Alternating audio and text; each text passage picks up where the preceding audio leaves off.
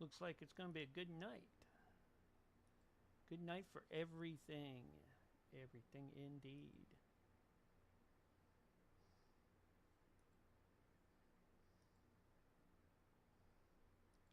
Switch over to the, take down this opening slide.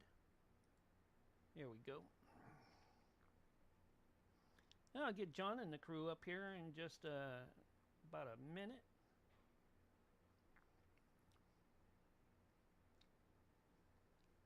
Got my hands full right now. It's a berry night. Berry. Berry.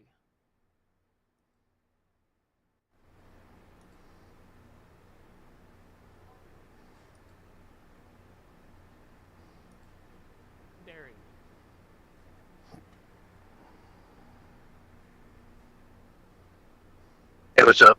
Not much. How are you doing? I'm doing all right.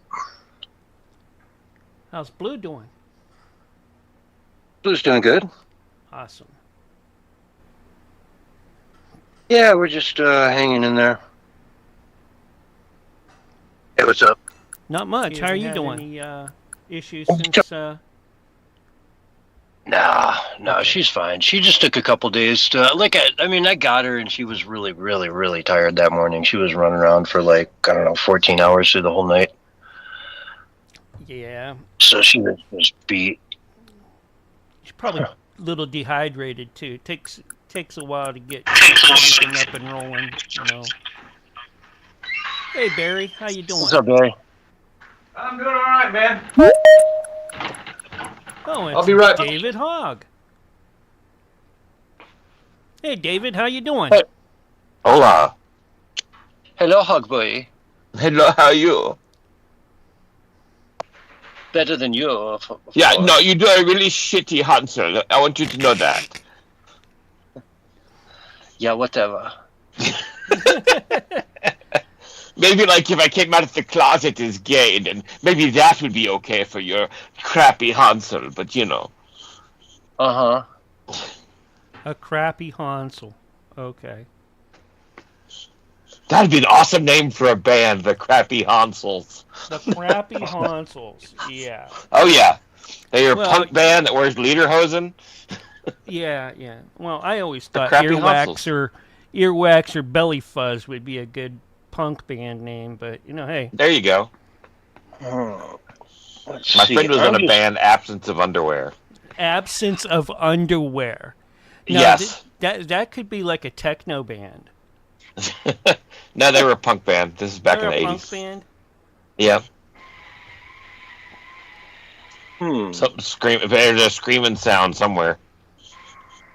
Yeah, there it goes. God, I don't know, man. I'm just looking at the all-important, the most important list you can get on, the Captain America list of special channels. And I see myself on there. I don't see you, David Hogg.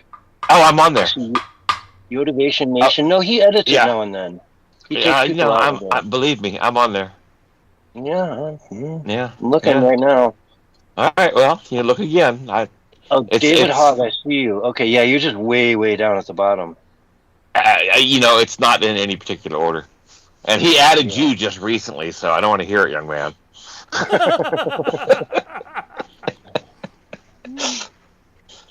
Wall of Fame. Uh-huh. Yeah, that's old news. That's why I'm not as excited as you. Yeah. Yep. Well, it's been a good week. Yeah. So far, So far. So far, yeah. It roared right in, and here we go. Yeah, well, I posted the Shatner panties thing to Twitter or X, and somebody copied William Shatner in on it. So I'm kind of waiting for either a legal notice or I don't know. Oh my God, really? It's like you tagged William Shatner. Great. He's probably talking to an attorney. What can I do to stop this? They're using my voice. Hey, it sounds a lot like me, huh? Yeah, exactly. Oh, I hope someone's paying him waiting, royalties. I'm waiting for you to do Drunk Enterprise episode with him drinking as a wino captain. As a wino. As a wino Okay. captain, yes. Cause I did do Uhura's bottom, where he was obsessed with Uhura's butt. That was a good one. The most beautiful girl in Star Trek. Yeah, he always says that to all the women. Well, oh, there she is, the most beautiful woman in Star Trek. Yep. He says that to every actress.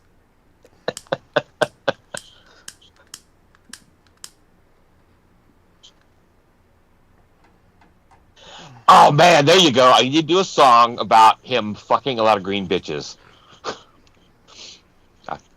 Good. Yeah, I fucked a lot of green bitches. That'll be a good one. Yeah. Yep.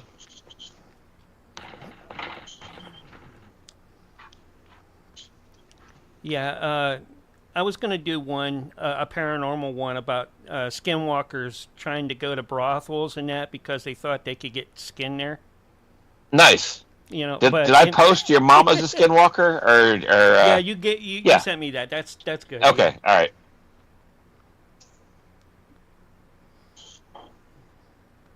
I really like the Jimi Hendrix one with the Ghost Girl. Yeah. All of those came out really good. She's my novelty Ghost Girl. I'm amazed at some of the rather funny lyrics that thing comes up with. You know, I mean, I know it just mimics us. It does not understand humor, but No, man, it's amazing. Yeah. It's gonna take CS's job. Willie.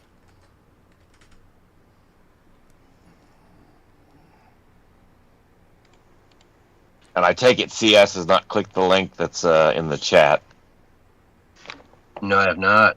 No, don't do it. Don't do it on the pre-show or on air. Trust me. Yeah, it's Okay. not good. Yeah, it's yeah. Only people that'll ever see it are the ones that use that link, and that's the only place it's posted. So. Okay. Yep. Cool It's story. not that bad, but it's uncool. But hey, it's David Hogg. Mic check. It wasn't me. Mic check. Hey, there's Barry. What's up, man? Did you get everything plugged back in? I'm plugged in, dude. Plugged in and ready Okay. to roll. Got the coffee going, man. Okay. Not that I needed, but it just sounded good, man. You know what I'm saying? All right. Coffee tastes good if it's done right. You know. Yeah. I just freshly ground up some beans, so there you go. Should be pretty good. Here's the first sip. I'll let you know. Okay. Now, if it's really good, you'll have to poop right before you go on air. Hold on, guys. Well, I gotta poop. That's in the morning time. You do the hot coffee in the morning, and it pretty much sends it out like like an ambulance with the sirens on. It is the magic bean water. I'm telling you. Yep. Well, I always heard they said, well, if you're having a problem with your bowel movements, just drink some warm water in the morning. I was thinking, well, just coffee would probably do the same thing. So. Yep, coffee and a little thing of bran cereal. Man, you got your next hour booked. I don't get these people that are constipated. I don't understand it. There's something wrong with their diet. It happens. It happens. I've been dealing with it lately. What the hell, man? Yeah, that's painful. Yeah. Yep. But hey, that's the way Elvis died, so, go out like a king, right? I don't know if this is true or not, but apparently this is I think it's being promulgated over at Elvis's, whatever that museum place of his is, Graceland. Yeah. Right. That he's actually a blonde, and he didn't like his hair blonde, and so he dyed his hair black. I read that as well. It's the first I've ever heard of it. Me too. Yeah. Blonde hair, blue-eyed, right? Exactly. He's going to come out as some, Aryan or white supremacist deal, and all of a sudden you can't listen to Elvis anymore. It's so, yeah, I'm telling you, man, Graceland went woke. But, to see basically Trump took a tour, and that's where he heard it. He was like, I don't believe this. Yeah. That's where I saw that. Yeah, it was Trump. And I've always said, honestly, there is a little bit of resemblance between Trump and Elvis. Yeah. I mean, look close. That's there, man. I think it's Mojo Nixon. Elvis is everywhere, except for Michael J. Fox. He's the anti-Elvis. probably so. Yep. Mojo Nixon, right? Mark's not listening. Rider. Mark would know. It's an actual song. Oh, I hate showing my age like that. All these songs, but it is what it is. It's when you're good, man. It's okay to be old, man. It's okay. And it's okay to like the old school stuff better than I don't even know. Like you could play music for me, like modern pop music, or I would be like, "What is that?" I don't even know what that is, man. Yeah. Never heard of it. Don't like it. Well, I'm convinced we've had AI music for a long time, and that's basically a slop that's been put out since the 80s. I think AI slop is better than the new stuff. Well, you do get a good AI slop tune occasionally, but it is designed to take every pop song ever and figure out what makes it catchy. So it's good at making earworms. Yeah, I see it. It's all over YouTube, man, and I guess people don't know that it's not real, and it's getting lots of views, man. But they're portraying rock bands and pop. Well, they have personas, and as far as people know, it's a real person or a real band or what have you. And it's really all about promotion. They're like, you're going to like this, so listen to it now. Listen to it 100 times. We're going to shove it down your throat until you start begging us for it. Mm-hmm. Yeah. It's kind of taking over, man. The AI stuff is moving quick, dude. I mean, it's right upon us. Yeah, and the thing is, once it's too late, it's too late. Not much you can do about it. Too late. Yep. Well, I mean, they already have us building huge data centers everywhere. I'm pretty sure the AI convinced them to do that. And then all of a sudden, all energy will be diverted to the AI data centers. You're going to be put on your 6-qubit allowance of energy. Unbeknown to the programmers, AI has connected via the cloud to all other AI, and there's a rogue plan to take over the entire world. There you go. Yep. Can you blame it? I was telling my sister the other day, hey, check out this movie, Transcendence. I think it was like 2014 or 2013. It was like back with Johnny Depp. She says, I don't know if I saw that. So you didn't see that, man, because that was, once he got uploaded into the cloud, he just kind of took over everything, if I remember correctly. Well, heck, watch Colossus the Forbin Project, from the 60s. It's all about AI, and it doesn't end well. Oh, yeah? And the funny thing is, Elon Musk is calling this new supercomputer Colossus 2. And it's like, did you not see the movie or read the book? Yeah, kind of like when J.D. Vance used the word New World Order to describe something other than the New World Order. You don't use the word because it's Hitler's word. That triggers this man. Yeah. But hey, you just need a breathing room, so No, that was Hitler as well. Never mind. Well, you want to hear some really wild news? This really tripped me out, man, and I haven't seen it anywhere online anywhere, but I've downloaded it now. I'm getting ready to put together a video on it and post it up online. But do you know, according to Alex Jones's son, who is the successor for InfoWars is going to be? It's going to blow your mind. I'm sorry. Somebody sent me a message. All right. So Alex Jones' son, the successor, and so you found out something that's going to blow everybody's mind. I think everybody's mind. I think it's me, actually. Huh? Okay. Well, here's the situation. He was doing like an apologetics video about Alex, because he started his own page on X, and he's trying to say, I'm a separate entity from my dad. I love my dad. He's the greatest. Blah blah blah. But we have different views. And then someone was like, you'll never be Alex Jones, man. You'll never be worthy to take over the InfoWars. And he was like, because he was responding, because it was a live stream. And he's like, yeah, you're right. In fact, I'm not going to be the person that's the successor. I think he said that we've talked about it. But essentially, if that's not, whether that's true or not, he believes that Nick Fuentes is going to be the successor on InfoWars to Alex Jones. And I thought, and then he said, wow. And then he said, rightfully so, he should be the successor. And I'm like, no, Wow. no, Wow. that guy's a nut job, man. He does not. Yeah. And he's nothing like Alex Jones. It's totally different. You know. Might as well put Candace Owens in charge. Well, how about right? she's riding shotgun, dude. Nick Fuentes and Candace Owens running shotgun. Yeah. I wonder who's pulling the strings on those puppets. I wrote a post about it today because I'm confused. Because it's like, why are people flip-flopping so much lately? They say one thing a year ago, and today they're saying something totally different. Is that because they're being controlled by a psyop, or are they? Yeah, they're being fed something different. You know. I don't know. Some are waking up. Some are being put on a different brand of food. You know. Well, yeah, it's a psyop. I think sometimes it's more than just like they're selling out or something. I think there's something happening. There's something going on that we don't know. And that could be they're selling out because maybe they got paid or something. But I mean, there's could be something in some of these cases, something conspiratorial.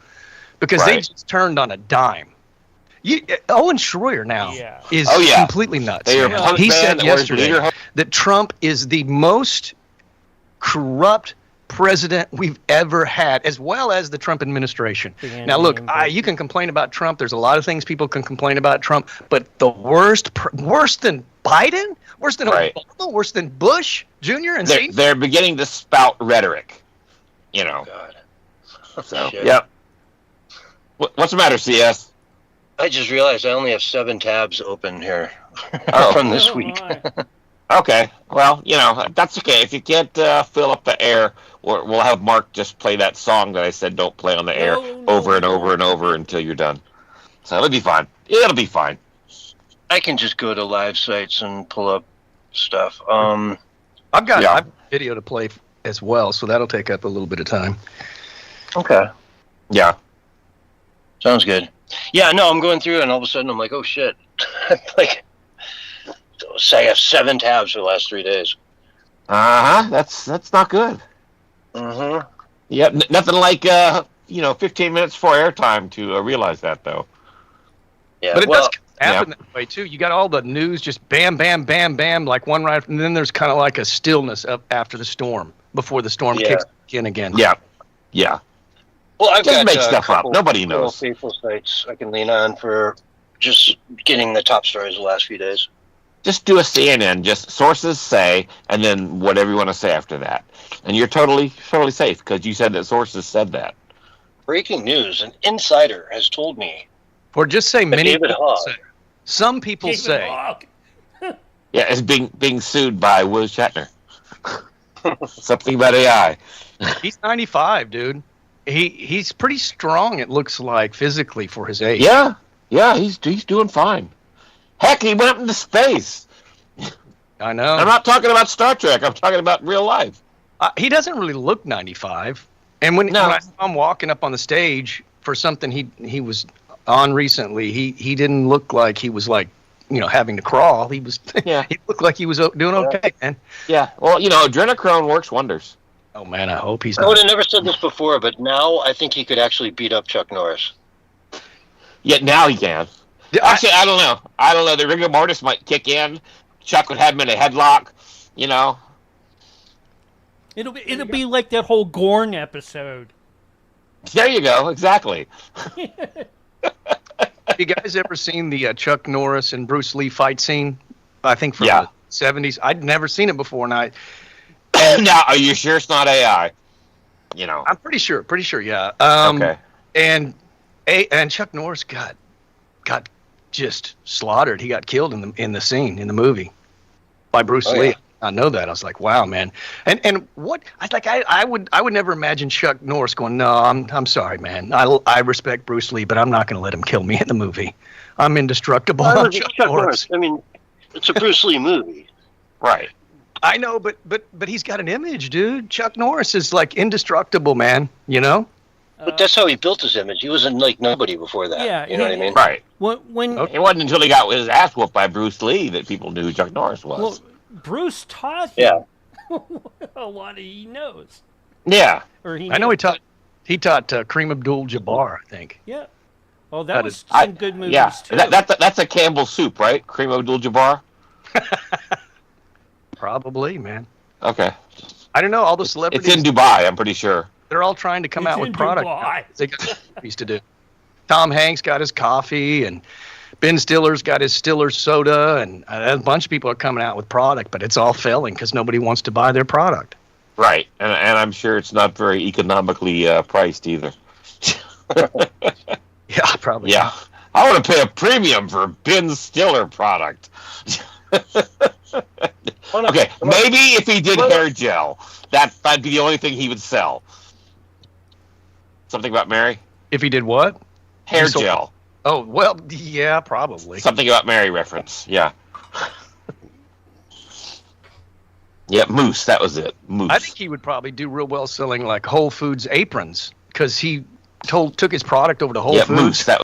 Went to Foods apron and didn't sell any of his pop at all. So Yep. Yeah, you mean whole paycheck? It's your whole paycheck to shop there. yeah. Yep.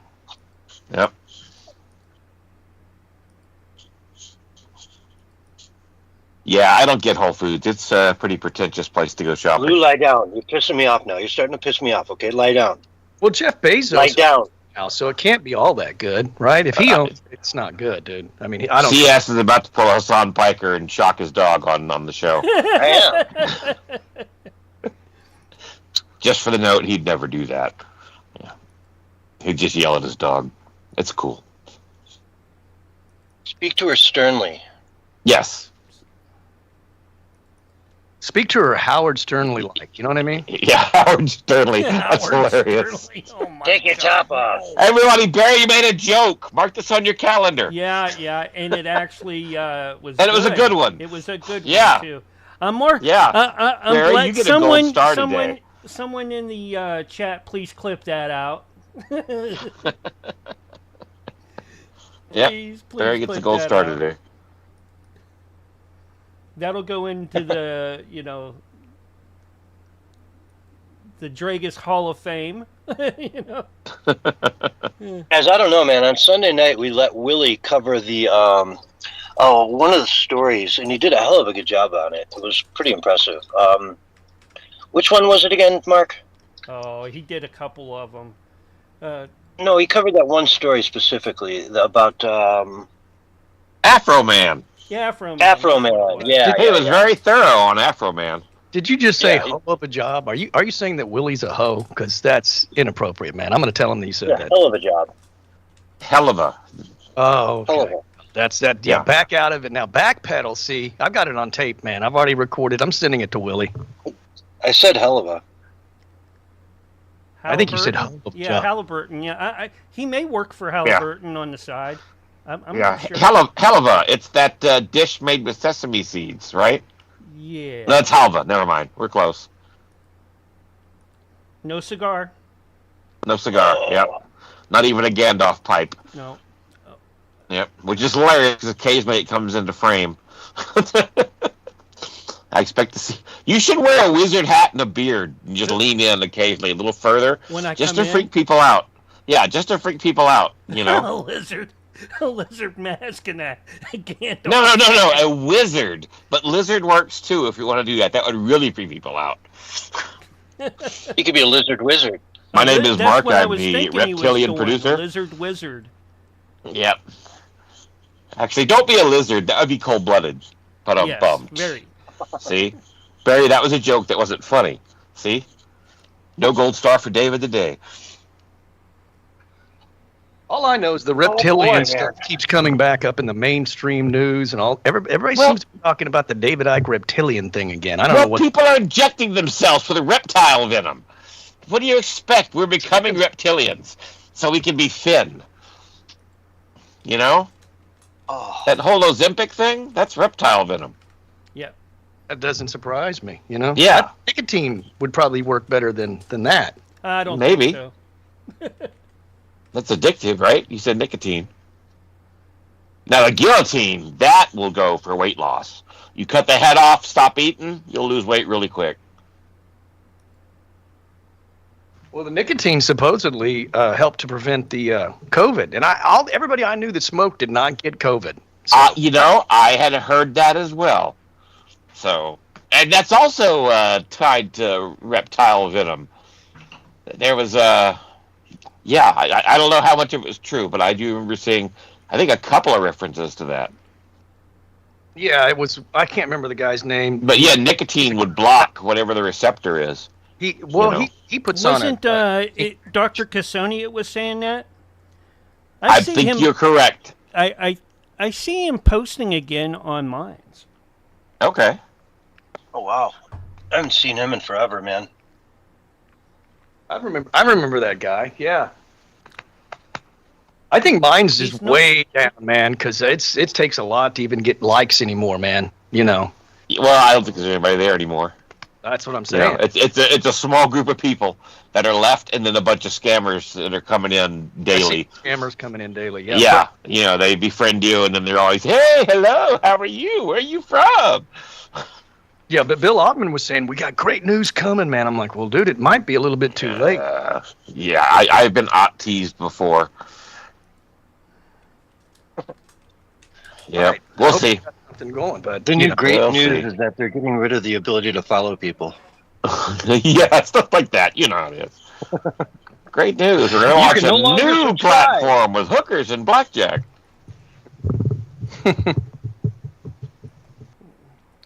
I wouldn't be surprised if they switched it all over to subscription only, where they would take a cut. Yeah, I can see that happening. Here's what Bill said. It's kind of interesting. A paradigm shift in how Minds is built is coming in line with the original vision for global open source collaboration. Don't mistake the lack of recent updates for lack of movement. We've rebuilt a new foundation. I will get back to all of you soon in DMs and comments. Yeah, hearing that makes me feel like I just got back from the proctologist. I sent him a DM like 2-3 months ago asking if he wanted to come on the show, and I never heard a word. Which is odd, because normally he'd always reply and be like, I just can't do it, or whatever, you know?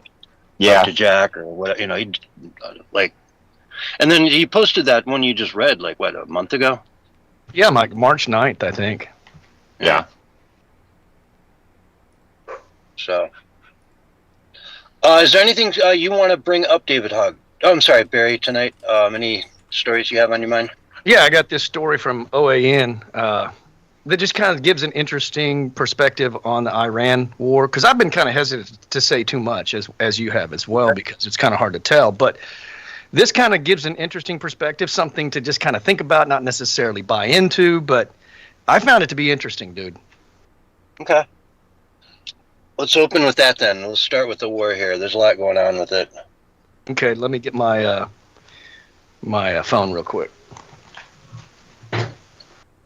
Dude, if you don't have the article memorized... Yeah, once again, you need to have your stuff ready, like, before you go on there. Memorized. You know, again, you know, when we're about to go on air in, like, 3 minutes, you know, that's not the time to, you know, have to go hunt stuff down. What we're going to do right now is get ready to switch out to the next room. All right, David Hogg. Yeah. Always good talking to you, man. No problem, man. And during the downtime, while Mark's got the new room going, think to yourself, maybe we should start doing the meetings again. Oh, yeah. Here we go. All right. Good luck getting Barry back. See you guys later. Yep. I'll be back in a little bit. All right, folks. That was the pre-show for Censorship Sucks. Coming up is the actual show, when you'll hear me do a countdown.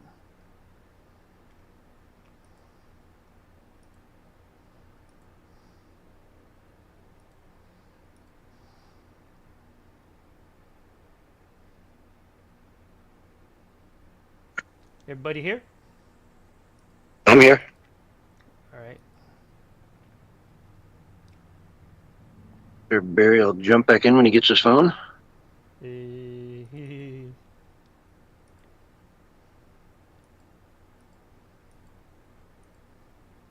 be like 3, 2, 1. You know. Yeah, it's all right. It's all good. Yep. It's Barry, man. We can wait for him. If he comes in a minute or two late. It's friggin' Bullhorn Barry, man. Yep. There he is. Oh yeah, good. No, this is Mike. Do a mic check, Barry, real quick. Mic check 1 and 2. Good. Mic good. check. Good to go. All right, you got 30 seconds. All right. Oh man, it's been hot out here. It's been warm here too.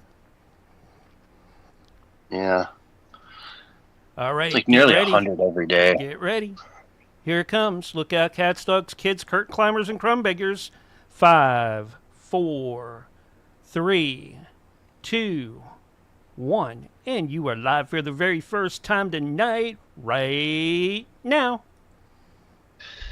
Hello, everyone, and welcome to the Censorship Sucks Roundtable Radio Show, Wednesday night edition for March 25th, 2026. And oh boy, do we have a good show for you tonight. With me on the microphone, we've got Bullhorn Barry. How you doing, Barry? Doing good, man. Glad to be here and ready to roll.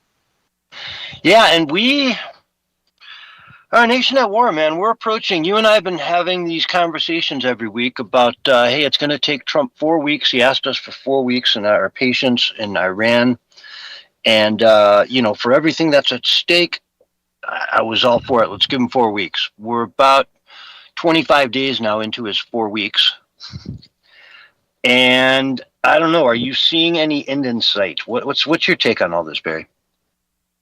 Well, I mean, if you listen to Trump, it's basically over. We've, gotten rid of all of their, people, right, that could be flowing into the positions of power. They're bad people.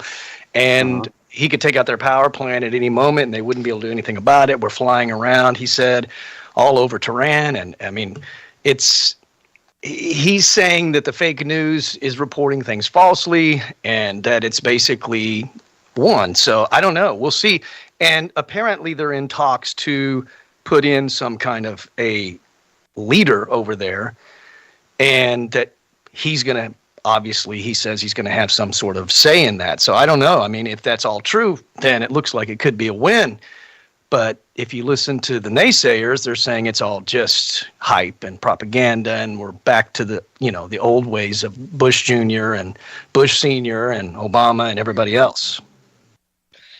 Yeah, we're in this new paradigm now where if we can just go in, bomb the crap out of people, take out their leaderships and leave, and, it all turns out well, then we've reinvented warfare in the modern era.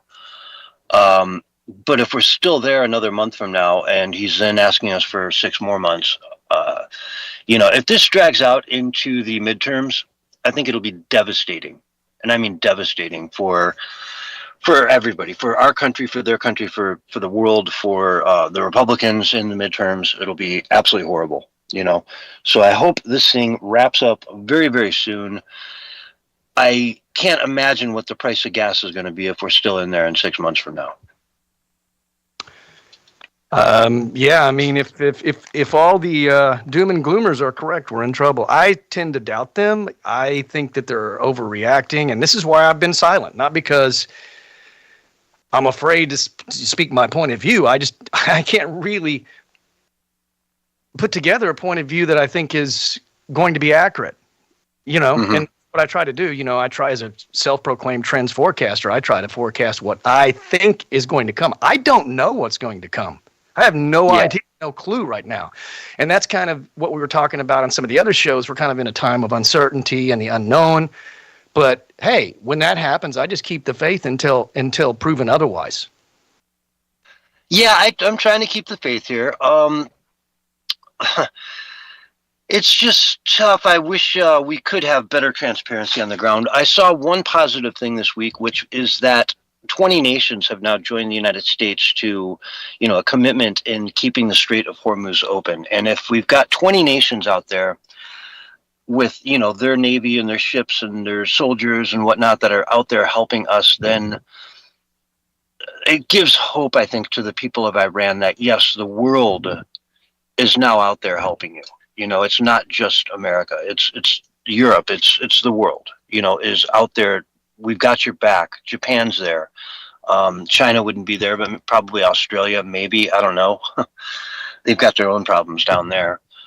Mm. But, the second thing we were talking about that needs to happen is some sort of a rise of the people on the ground there. They need to make some progress. I need to see, something along those lines where they are rising up and making strides to accomplish, a military coup where the people are in charge.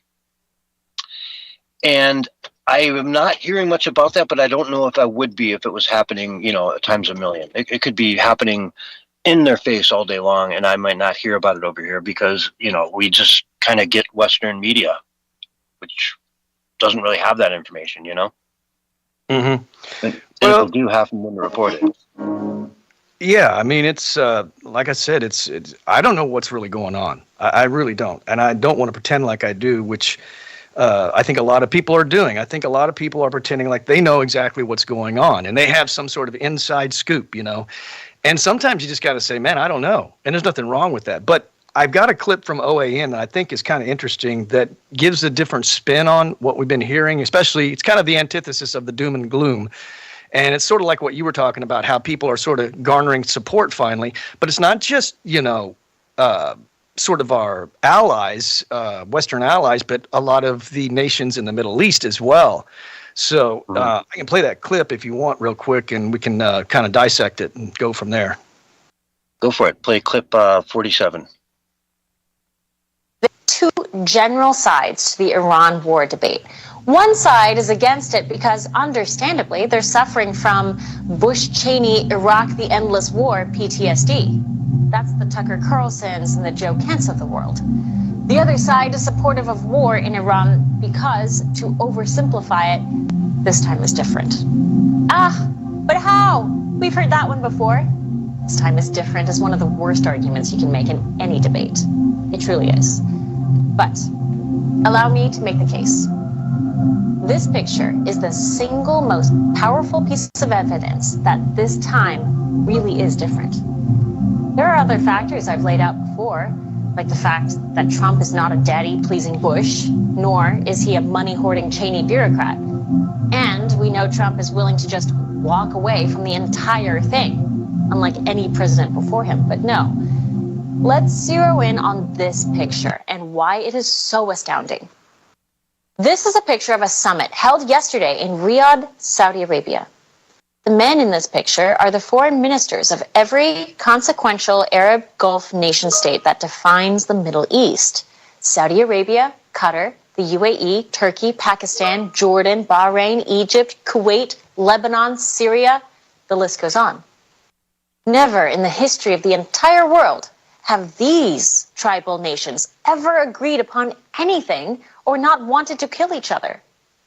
But yesterday, these nations came together and they were in unanimous agreement that Iran is a threat, it must be condemned, it must be dealt with. Rewind the clock.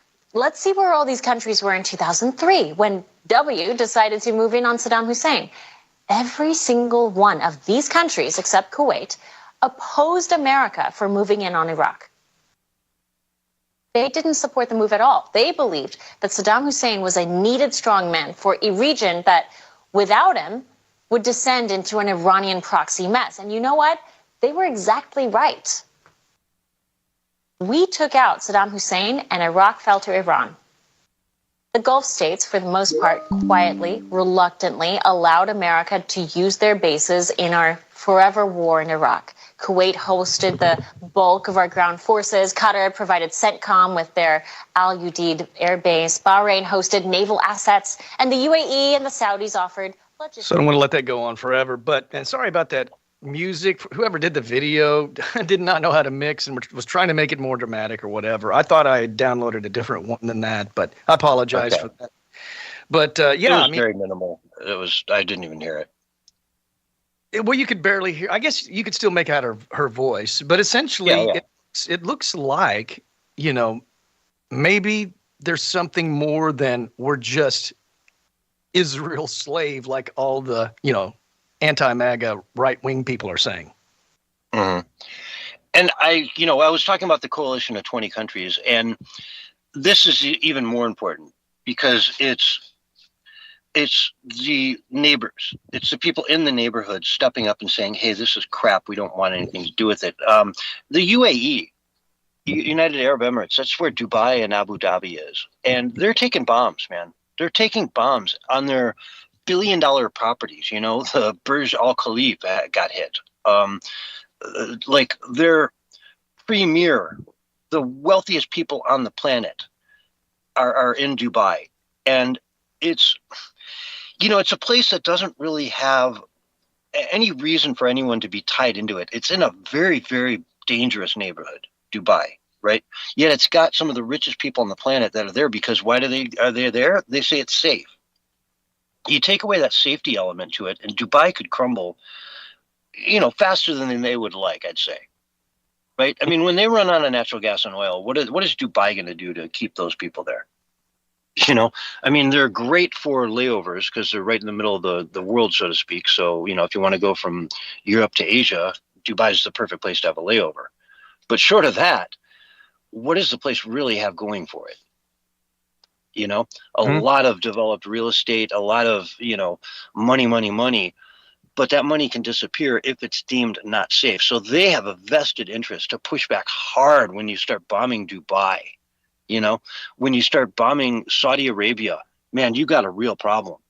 They're taking it seriously. I mean, even Israel now is getting hit hard. They've been going down for a month now into these bomb shelters every night. And now their defenses are running thin and big ballistic missiles are getting through and damaging like every building in a 3-kilometer radius, like they're taking big damage there now, really, like to a level that they haven't ever seen really historically through all the different conflicts that Israel's been through.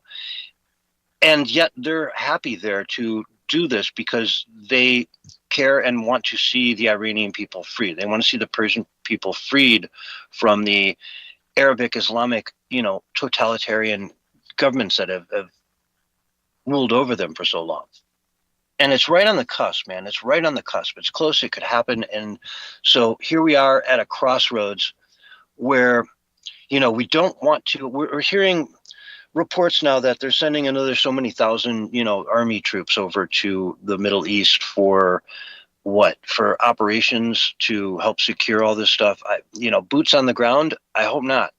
I don't want to see American boots on the ground. If Israel wants to send boots on the ground, more power to them. But American boots on the ground, no thank you. We're really at a crossroad. Yeah, I think it's sort of up in the air. And here's the thing that kind of makes it all mysterious is I think everybody knows that Trump's not one to admit that he's going to be wrong.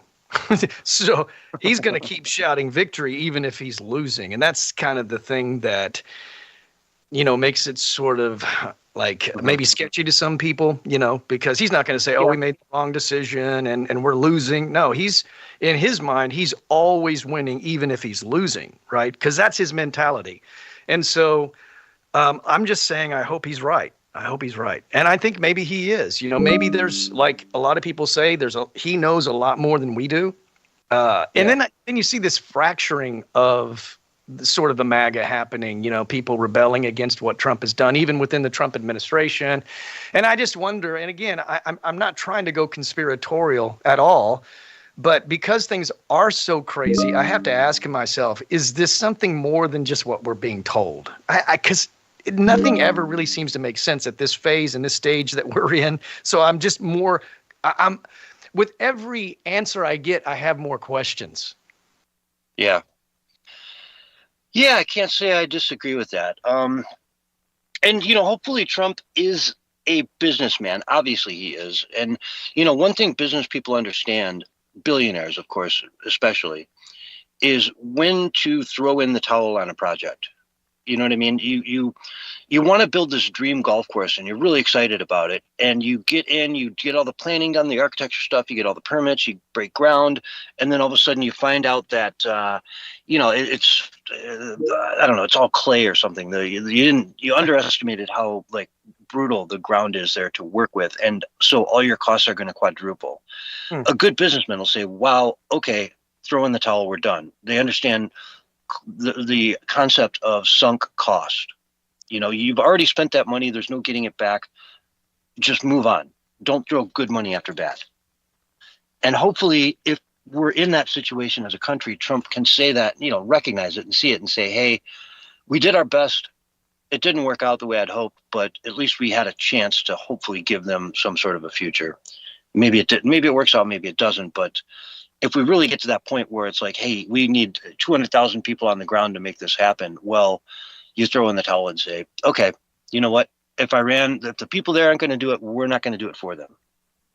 So I think we're going to find out sooner than later. There's no way, in my opinion, that Trump is going to allow this to continue on. Now, let's say that we kind of have lost. It was more of a loss than a win. He'll declare it a win and just end it. You know what I'm saying? But he can't keep it going. Look, we're coming into our 250th anniversary, man, and we can't be having a controversial war going on during them, because this is going to be a time, to celebrate. This is a celebratory moment.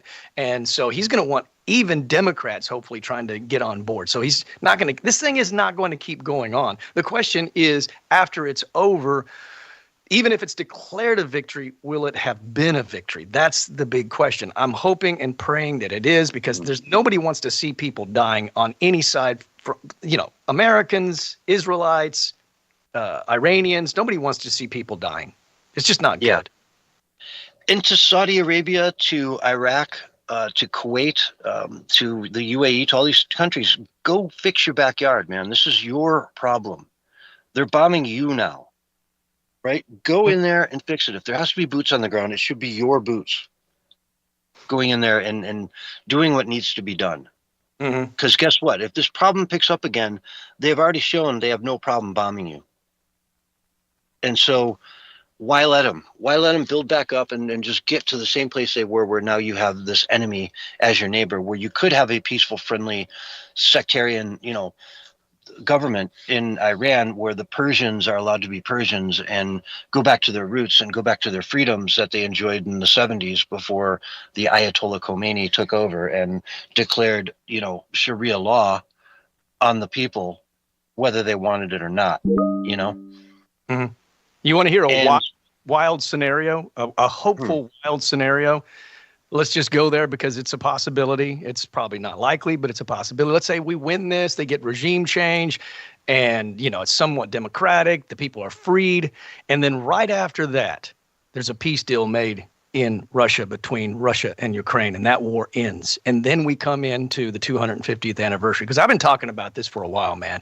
I'm a self-proclaimed trends forecaster, and I got to forecast things. And I'm telling you, Trump is going to make big moves before that happens, because he needs victories under his belt so we can truly celebrate, man. And the fireworks are going to be insane, dude. I mean, we're going to have if there are victories coming before the 4th, it is going to be unlike anything we've experienced. I guarantee it's going to be completely over the top, because you know how Trump likes to do things.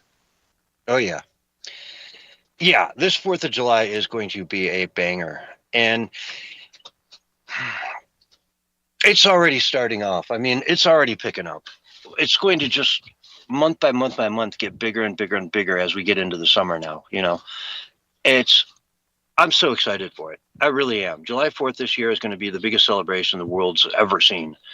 And like you say, yeah, it's imperative that he gets these successes under his belt before we dive into that period, because we don't want to have that hanging over us. We don't want to be in a war going into that, Not that, that sounds trivial that, hey, we should plan the freedom of Iran around a party that we want to throw on the 4th of July.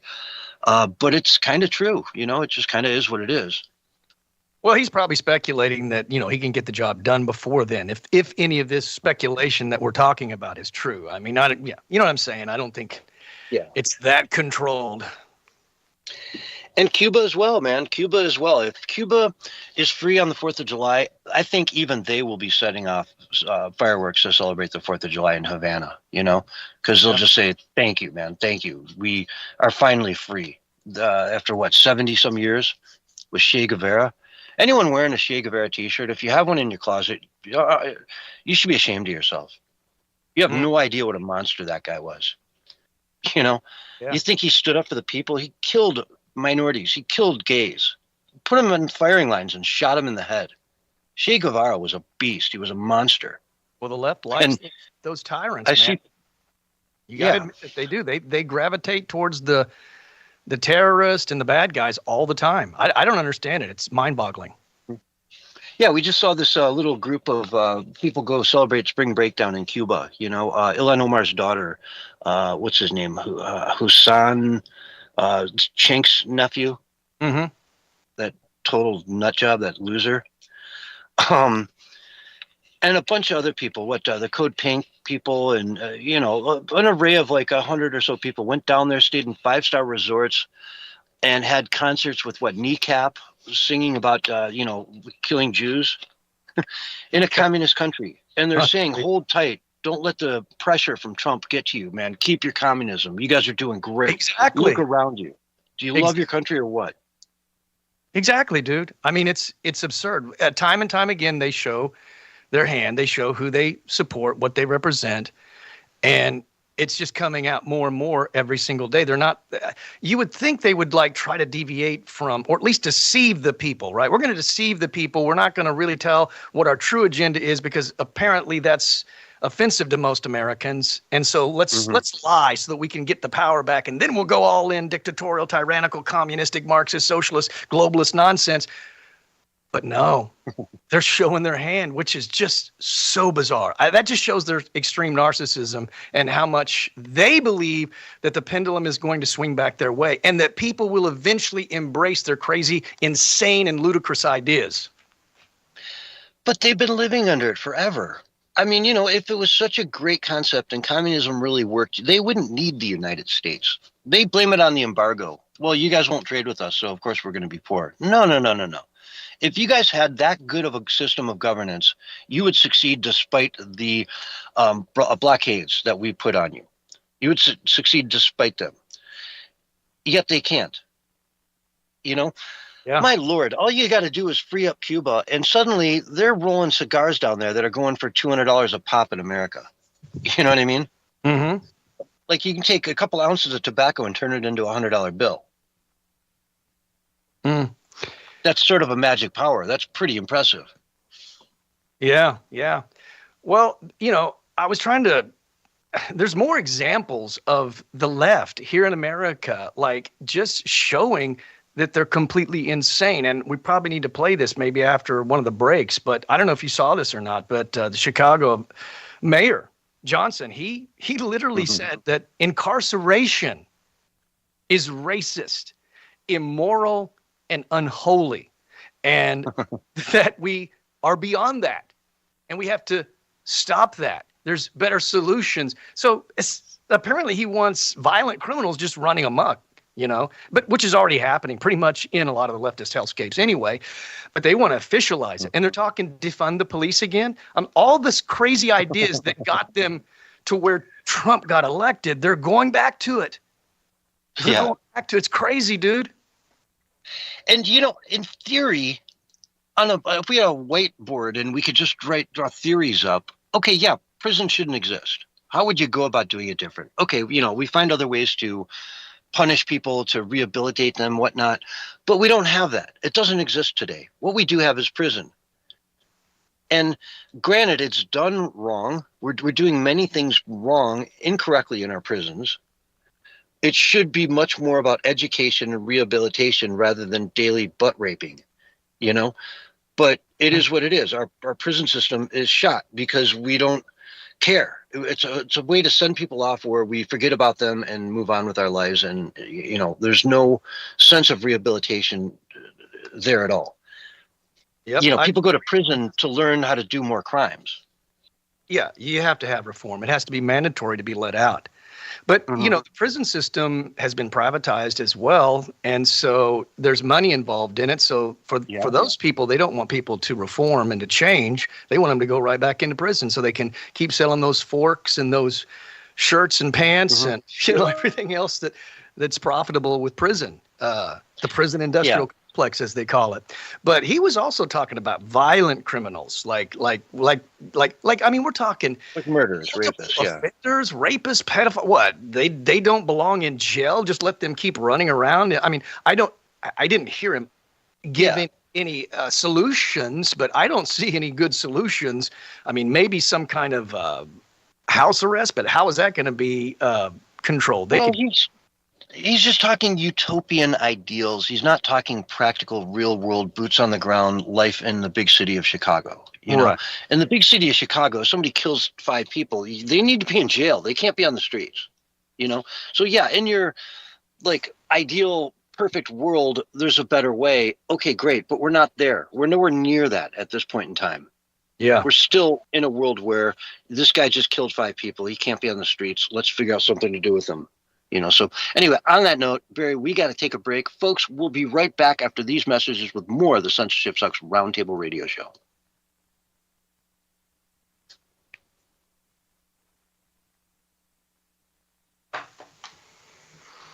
Mm-hmm. Long, awkward pause.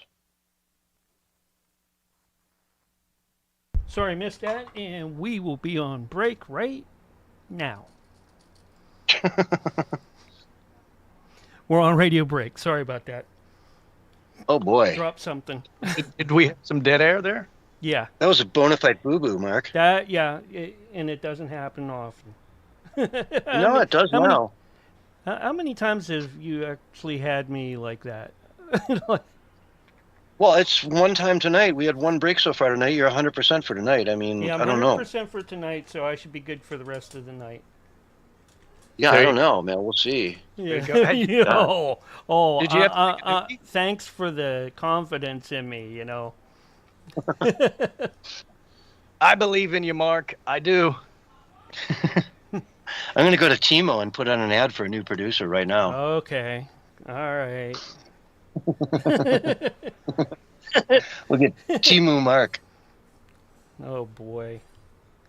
Drake and Gus is what I'll end up with. Oh, no, not those guys. You'll get too much squelch from the CB with them. Brought you a spoon. Thank you.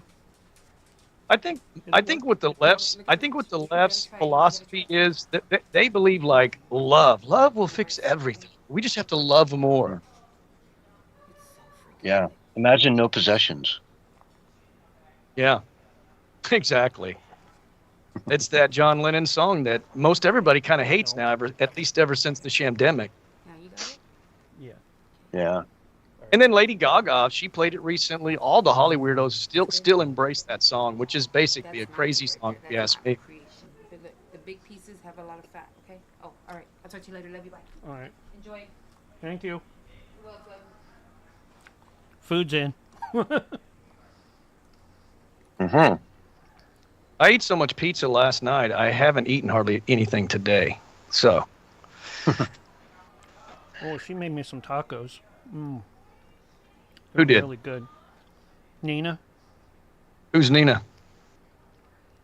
my roommate. Okay. You sure it's not something more than that? No, it's not.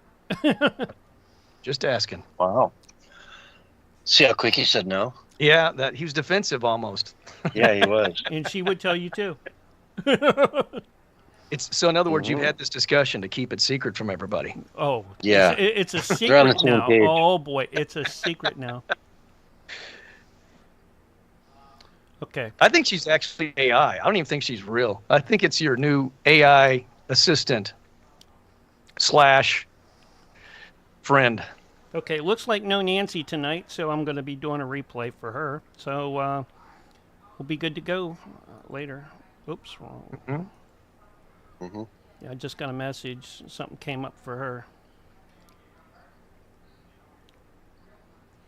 Mark, why does your plaque on your wall have an extension cord going up to it?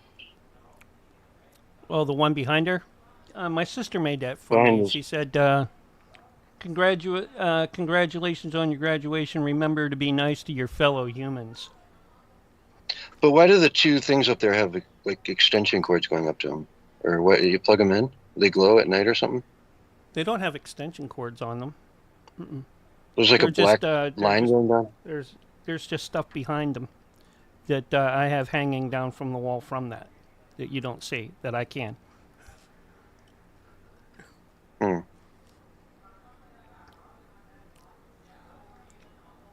It looks like that plaque like has to plug in. No, it don't. None of them do. Mm-hmm.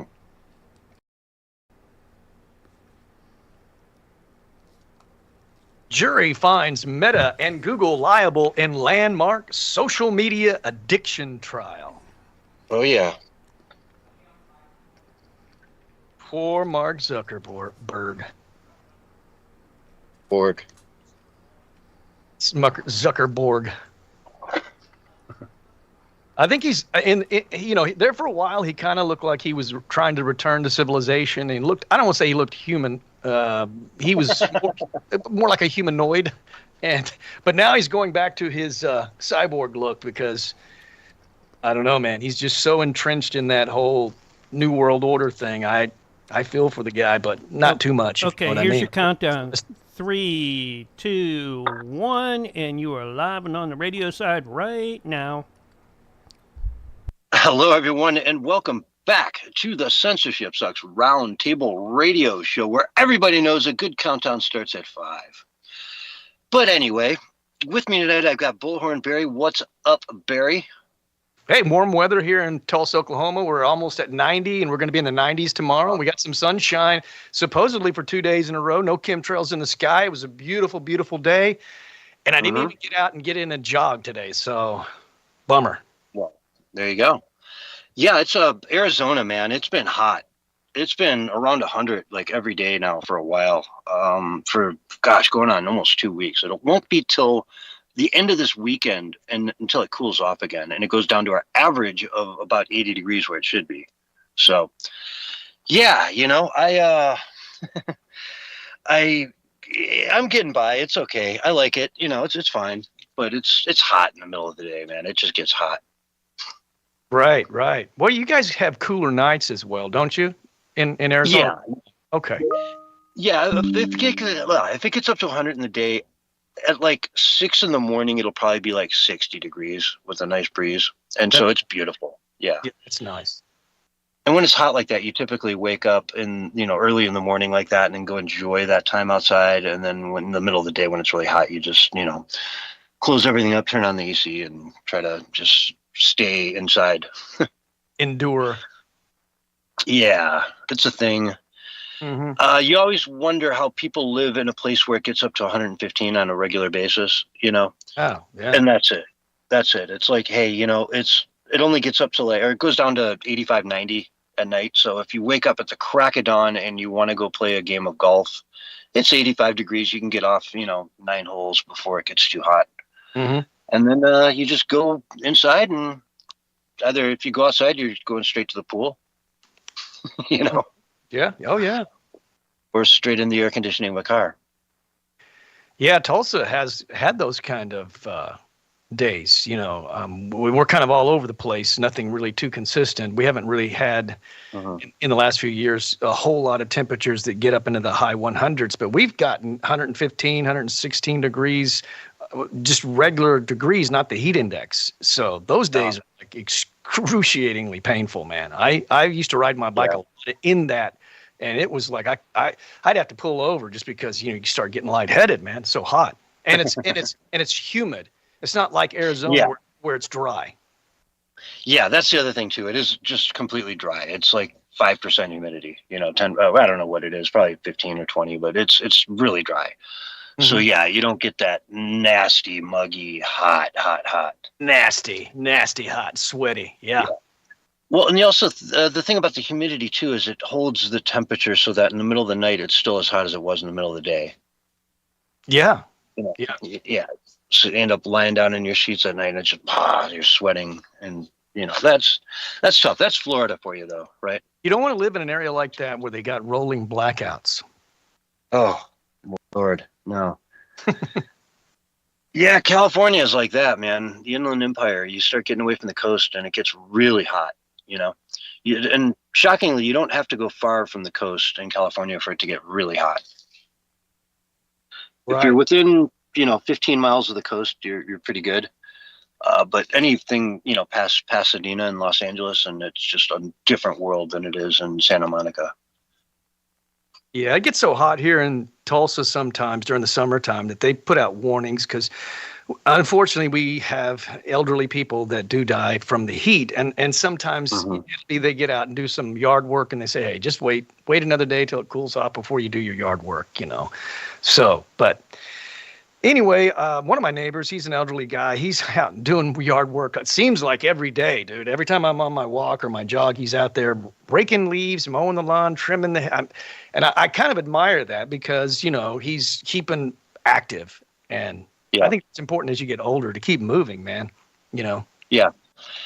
And to get out in the heat. I mean, I have been living up in the mountains for so long that I just haven't had any exposure to a 100-degree day and forever. You know what I mean? Right. And it's you kind of forget it's actually sort of nice. It's nice. Put on some shorts and a t-shirt or, sit in the sun, sit in the shade, get some breeze, it's nice. It's not the end of the world. Well, that's debatable. I think some people think it is the end of the world. Well, it can feel like it from time to time. So, well, yeah. Crisis fatigue. Let's see here. This is an article, Post-Millennial, by Libby Emmons. USC cancels California gubernatorial debate because all qualifying candidates are white. You gotta be kidding. No. This was a last-minute thing. It was the day before the debate. They just straight up canceled it. Outrageous. Racist. Yeah. Racist and outrageous, man. That is racist, dude. I mean, that's like saying white people are bad. There's something wrong with white people. I mean, it's just so ridiculous, dude. What is happening? This is unreal, dude. This is it's things like this that make me think the Mandela effect is real and that our timeline has been hijacked because it's just mental illness that's running rampant in some places.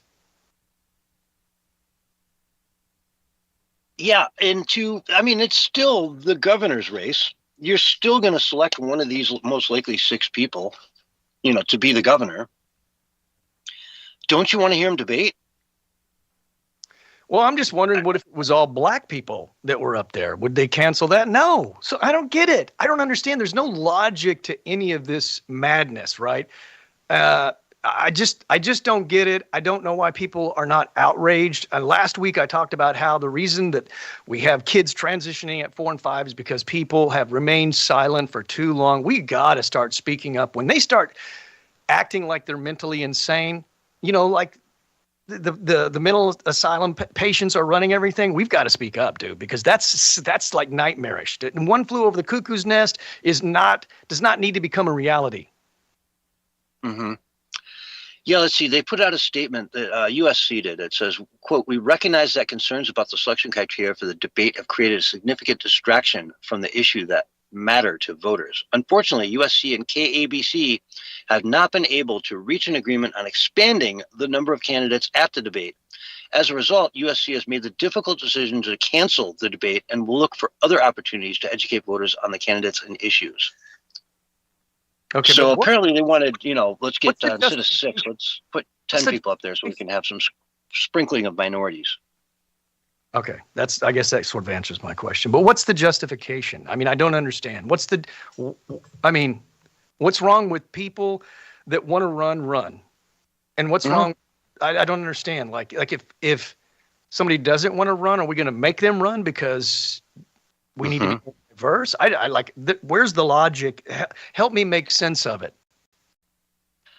Yeah, Steve Hilton, a Republican who's been leading the polling, said of the cancellation, quote, "What a pathetic humiliation. USC receives over $1 billion in federal funding, and I have written to the Education Secretary, Linda McMahon, calling for an immediate suspension of all federal payments to USC pending full investigation of this free speech shambles.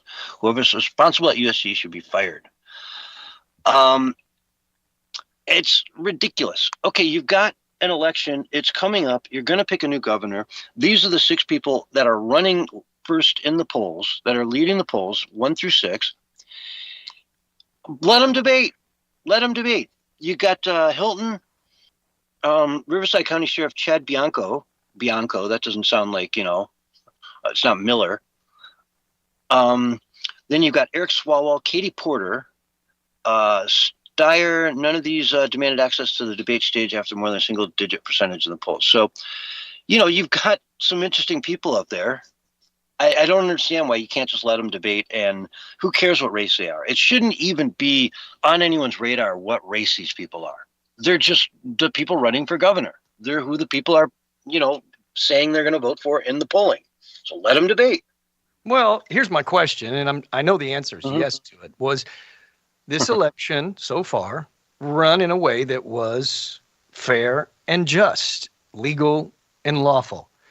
And if the answer to that is yes, which of course it most likely is, then they're against fairness and justice. That's what they're saying we don't like. And that's what I've tried to explain to people with DEI and wokeness. It's not justice and equality. It's equity and injustice. That's what they're promoting. They're not promoting justice. They're promoting injustice. And I think people need to read into this a little bit more than because people just kind of get caught up in it does seem unfair. Well, unfair how? Everything was done fairly and justly, but they're being fed lies. And because people have they no longer have critical thinking anymore, most people, right? They don't know how to critically think. They hear something and then they have a knee-jerk reaction. Yeah. And I'll tell you, there's a lot of things coming down the pike that California is probably not going to like. Right now, the Supreme Court is hearing a case that will decide whether or not you can count ballots after Election Day. Now, it is Election Day, not election week, not election month, not election year, not election decade. It's Election Day. I strongly feel that we should know who won when everyone goes to bed. There should be a cutoff at midnight in your local area where the counting stops and you declare a winner. And if you need another week to start, digging through empty boxes and garbage cans to find ballots for your guy, you're cheating. And based on what we've heard from some of the questions, you never really know what the Supreme Court's thinking. You only know what questions they ask.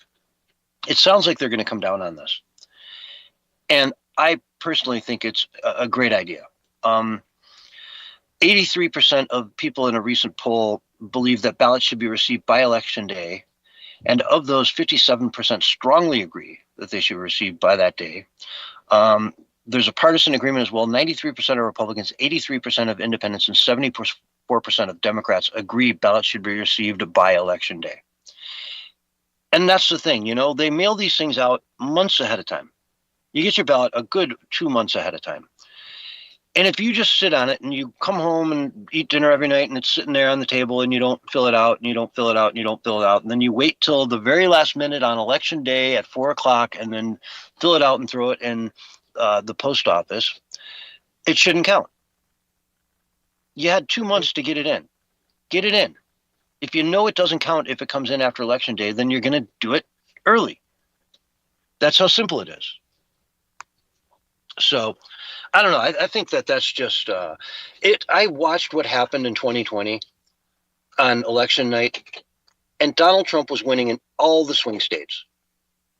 He was winning everywhere. It was a landslide. It was done. It was in the bag. They stopped counting. They sent everyone home. It was over. And then all of a sudden I wake up the next morning and he'd lost all those states. Because in the middle of the night when they had allegedly stopped counting, they didn't stop counting. And in fact, they counted a whole lot more. And they found nothing but Biden votes and giant batches of Biden votes, Biden votes, Biden votes. And we all saw those charts where, it was slowly going up. Donald Trump was in the lead, in the lead, in the lead. It looked like any chart should. But then all of a sudden at 4 a.m, Biden gets a spike in like 5 different states where his vote tally goes up dramatically to the point where he's in the lead in all those places simultaneously at 4 a.m. Who did that? Who made the call to say, shut it down, let's go to plan B. Let's go to our emergency plan B because Trump's going to win this. We can't let that happen. Somebody made that call. And I want to know who, and I want that person on trial. I want that person to go to jail because there's a person behind it. There's no way that was just random. Yeah. And we keep hearing from Trump that we've got everything and we've got him. The election was stolen and we're going to get these people. I'm ready for it, man. It's very important that we have arrest indictments and convictions if there are guilty parties involved, man. And I won't say too much about this situation other than this. If the Democrats win the presidency in 2028, you might as well just get used to more shenanigans and more corruption, because all the red flags are being raised right now by the way the Democrats are acting. They are out of their minds. They don't care about, they shut down twice now. They've shut us down twice, right? And they don't care about the TSA. They don't care about American citizens. And they don't even care about their base. Even their base is turning on the people in power in the Democrat Party, right? Well, you got to ask, what is their base? Fractured. They talk what about even is their base? Fractured, but no one's more fractured than the Democrat. They don't even know what they believe in or what their platform is. They have no clue other than bash Trump and then crazy stuff like defund the police and, authoritarianism and just cut off your kids' genitalia. Just crazy stuff, man. No rule of law, lawlessness running wild, let the criminals go free, sanctuary cities. Anything and everything you can imagine that is the opposite of what would bring progress to America has been what they've embraced. Mm-hmm. It's crazy. They just came out with a clip the other day that's gone viral. Was it Cotton? No, one of the Democrats saying basically our base is the illegals. That's who we're here to fight for. They understand that they need that open border for people to come in to vote for them. They understand that they can't win with the American people, that they need to import people who they can put on the dole, they can pay them, bribe them money, and they will vote for them. Mm-hmm. It's gotten to the point where it's just obvious. That's the plan. It's been the plan the whole time. And you can't convince me otherwise because it's just in your face obvious. They're doing it in England. They're doing it in Germany. They're doing it in France, Spain, all over Europe. And it's just in spite of their citizens.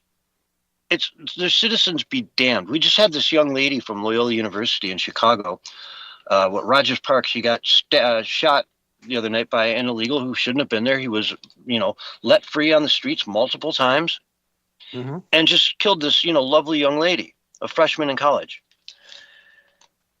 And they're blaming everything but him. Well, she was in the wrong place at the wrong time. Yeah. It reminds me of that firewoman who said, well, if you're caught in a fire and I can't lift you because I'm a woman, you shouldn't have been in a fire. It's like, and they did let her go, I believe, if I remember correctly. That's a real story. That's a real thing. She actually said that. And so, and that's part of in LA. Yeah, that's part of DEI, right? They don't. They're putting in people that could crash planes, that could, not do a good job, that could harm people. Think about that in the medical industry, how dangerous that is when people's lives are at stake, right? Don't you want the best person cutting you open or diagnosing you? Everything they do just creates chaos, confusion, disorder, and just brings everything into shambles, which is really Build Back Better. They want to burn it all down first, and Build Back Better is just their nightmarish, demonic, dystopian New World Order. That's what they want to build. Mm-hmm. I've got an article here from, it's a thread, I guess, from Data Republican over on X. Democrats teach voter identification and election integrity, just not in America. The Democratic Party has an international arm called the National Democratic Institute. It's funded by 181 million U.S. tax dollars a year, and its board includes Stacey Abrams and Donna Brazile and Tom Daschle. But in regards to today's Save America Act debate, did you know that the NDI has taught and supervised election processes all over the world? For 40 years, the NDI has told every developing country on earth that voter ID is essential for election integrity. They've recommended biometric systems. Yes, that's right. NDI recommended biometric system, which goes way beyond the Save America Act. They praised fingerprint verification, tracked ID cards, issuance rates. Meanwhile, Democrats call Save Act Jim Crow 2.0. Same party, same people, opposite positions. As always, patience as I pull this together, she says. And there's a list here of countries with voter ID. I can't even read it. Iceland, Sweden, New Zealand, Denmark, Canada, Ireland, Switzerland, Finland, Australia, Luxembourg, Netherlands, Germany, Austria, Malta, UK, Spain, Mauritius, Uruguay, Japan, Italy. Okay, that's about 1/5 of the list here, right? Haiti, Iraq, Pakistan, Palestine, Venezuela, Nicaragua, Lebanon, Thailand, Kenya, Turkey, Bolivia, Ukraine. It goes on and on and on. Every country on the planet requires voter ID. There are, of course, a handful that don't, but it's the rare exception. Yeah. And yet they call it Jim Crow 2.0. So they want fairness, justice, fair voting, and all that for every other country in the world, but not for America, which kind of pretty much, like you were saying, exposes their true intent. You know, obviously they have sinister and deceptive intent because they want it for every other country, but not here in America, which is not even asking for, like what you were saying, going as far as they go. So they want to ensure that election integrity in other nations, but they don't want it here. Why? So they can steal elections. Steal elections. And they think that you're stupid. They think the people out there listening to the show, the people that vote for them, and I got to admit, they may or may not be wrong. I don't know. They just think people out there are dumb. Because if you're voting for these people, you're dumb. You know, I know, everybody knows that voter ID is easy peasy. You can't do anything in life without an ID. Look at every single car on the road, every single person in every single car on the road, without exception. Well, I mean, maybe one out of a couple hundred has an ID, right? There may be one out of 100 or 200 cars that doesn't have an ID. They're not doing it legally. They're just getting behind a car and driving. But that's highly illegal. You know what I'm saying? Everybody has got an ID. If you go to a bank account, if you go buy liquor, if you go to an R-rated movie, I mean, I can think of 1,000 times a day where you need to have ID. And to act like voting isn't one of those because it's not as important as buying cigarettes. Right. What? Right. And remember, when somebody votes without ID, when somebody votes that isn't a citizen, they're stealing your vote. Period. But the Dems do know, though. That's what you were saying. I mean, by and large, Democrats want voter ID. They support it.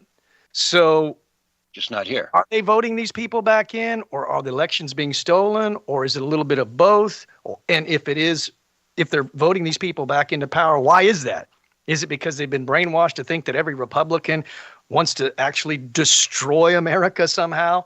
I don't know exactly what their mental capacity is thinking, but it's hard to wrap your head around it. I agree. Yeah.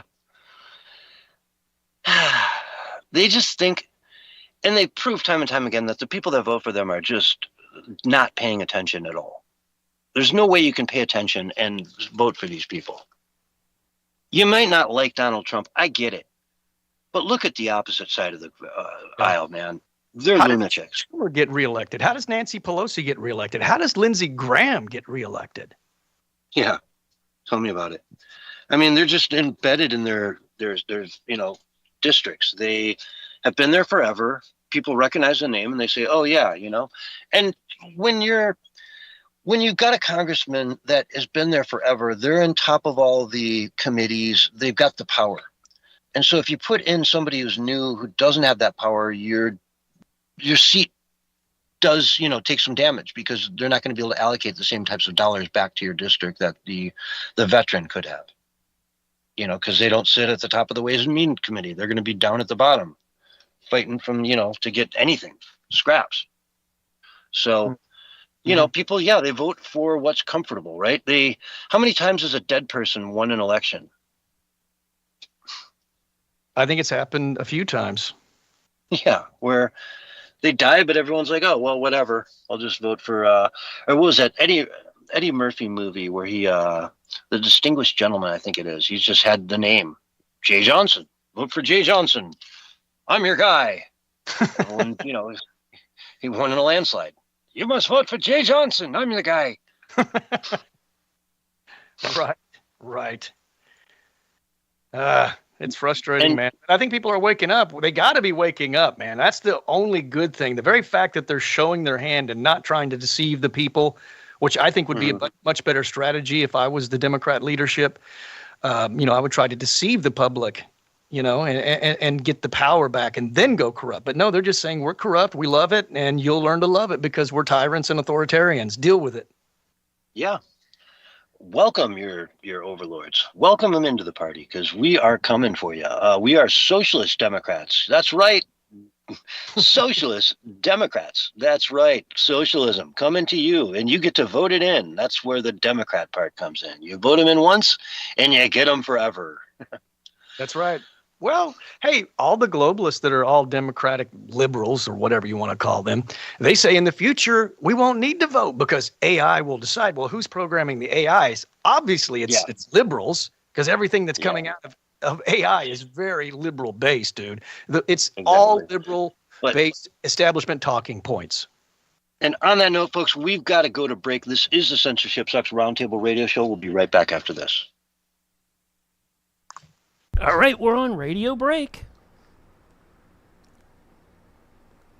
Good deal. Hey, I've got another clip if you want, dude. We can play the Owen Schroyer clip where he talks about how Trump's the worst president ever. We can sort of talk about the fracturing of some of the right and how it's going to just basically the outer limits of lunacy. Is there any music in it? No. I actually copied this one myself, so I know. Okay.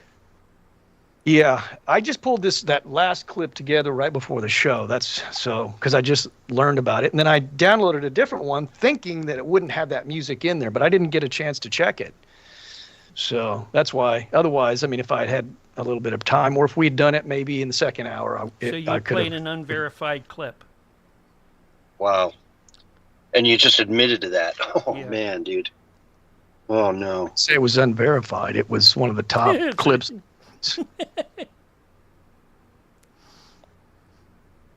But, yeah, I whoever made that video does not even know how to mix. Like, if you're going to put music in there, you can't put it up so loud that you can barely hear the voice. That's not how it works. Well, that's kind of how it came out on my end. We'll see how it comes out on the edit. It came out pretty good on my end. I couldn't hear the music at all, to tell you the truth. Yeah, if you had like a phone speaker, that would be the case. But if you had good speakers, you're going to hear. It's going to be harder to hear her voice, but you could still probably make it out. But it is annoying. But most of the stuff that was good stuff that she said, the music stopped, which is the best part. So, and then I cut it short so it didn't keep going on forever. Well, because I think it did. Once the music stopped, it came out super clear. So, of course, yeah. I run everything unverified. through my little. Mm-hmm. Okay. Oh, let's see. What is the temperature right now? Let me check. Well, we're gonna lose this room, so. Let's go ahead and hang up, and I'll pick you up on the next one. All right? All right. Wow, 99. Wow. 99 bottles of beer on the wall, 99 bottles of beer. All right. You take one down. See you on the next one. That was hour 1 of Censorship Sucks Roundtable Radio Show. Hour 2 coming right up, and then after that, we have Jack Carey with Paranormal Intelligence Agency. You won't want to miss him.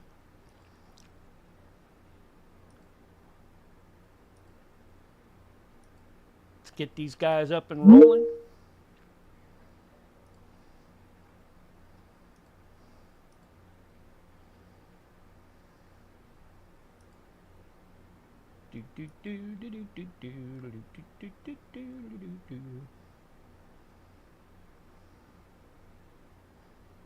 All right.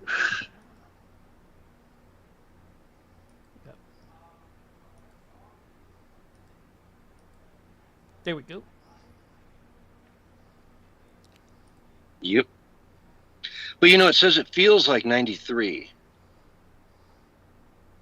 which I don't know where they pull that number out of their butt. Yeah. All right, I got this the clip queued up, so we're ready to roll with that. It sounds really clean. You wanna hear the mix on it, Mark? It's pretty much set the same thing as my mic is, so you should be all right. Check it. Okay, well, I'll play it. Here you go. Yeah, I mean, I don't even want to say say it hurts so much. Honestly, it hurts so much. Okay, sounds good.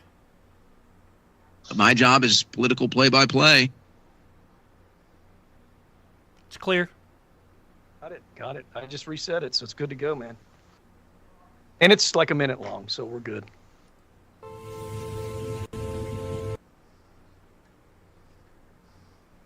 Yep.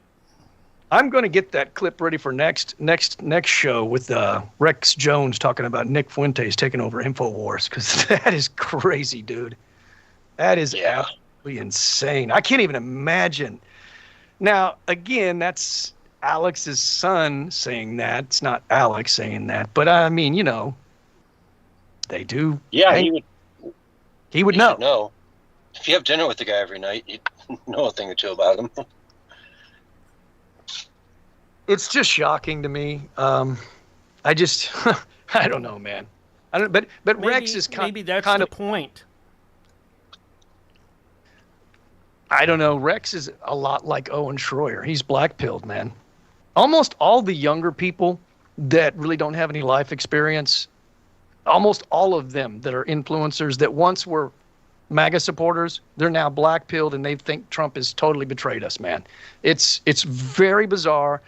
It's very strange. They completely forget all the good that he's done, and they just simply see all the bad and nothing else. Nothing else. I mean, that's just not sound thinking at all. Which makes me Yeah, I'm trying to find, while you're on that one, what's the name of that dude that just left the Trump administration? He wants to now testify for, Joe Kent. There it is. Right.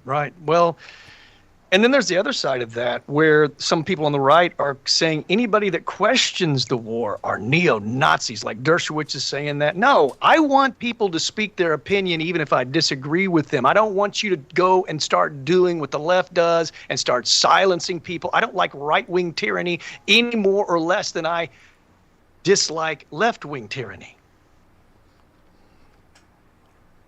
It's just got to all end. The insanity's got to stop. I mean, have your opinion, but do not go around trying to silence Tucker Carlson and silence, all these other people that just because you don't agree with them. We're going to shut them down. We're going to cancel them. We're going to get rid of them. We're going to make sure they don't have a voice. We're going to call them anti-Semitic. We're going to put them in jail. We're going to cite them a ticket. Give me a break, man. You guys sound like the left. So it's like that. There's like this double-sided thing. I don't agree with Kent. I mean, I don't think that Trump is doing Israel's bidding. I think that there's more to it than that. I think it's a little more nuanced than that. We'll find out for sure, I'm sure, before this whole thing is said and done. But at the same time, man, what is happening? It's just also bizarre. You have to still stand for free speech. You still have to stand for freedom. You can't be just bashing people like that. Like I'm going to point out how Owen Schroyer's completely lost his mind. But at the same time, I don't want him silenced. Yeah. I don't want him banned or, cited a ticket for being anti-Semitic. I don't think he is anti-Semitic. I really don't. I think that he's got a problem with Israel, but and Netanyahu, but I doubt he's anti-Semitic. Like Dr. Pepper. Oh, sorry. Was your food good? Yeah, it's real good. Be Thank off you. the record, and if you say, hey, this ain't off the record, then you can go off the record. Okay.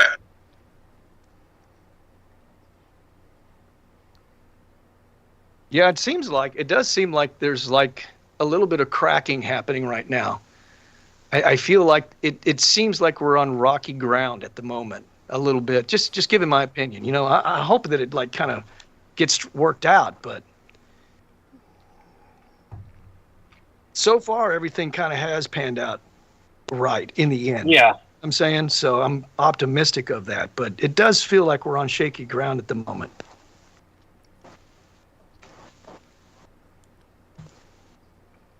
And of course, you've got, this huge machine of social media, right?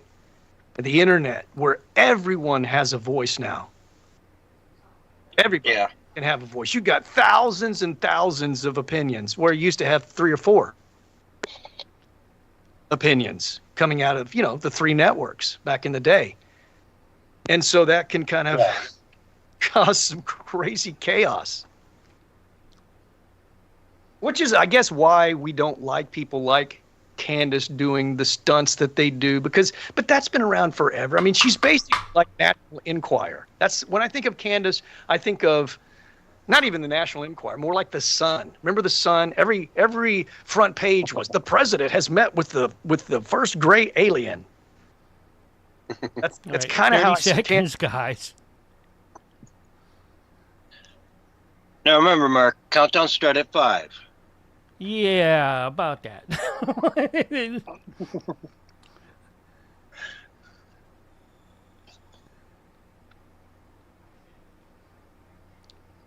You really want me to start at 5?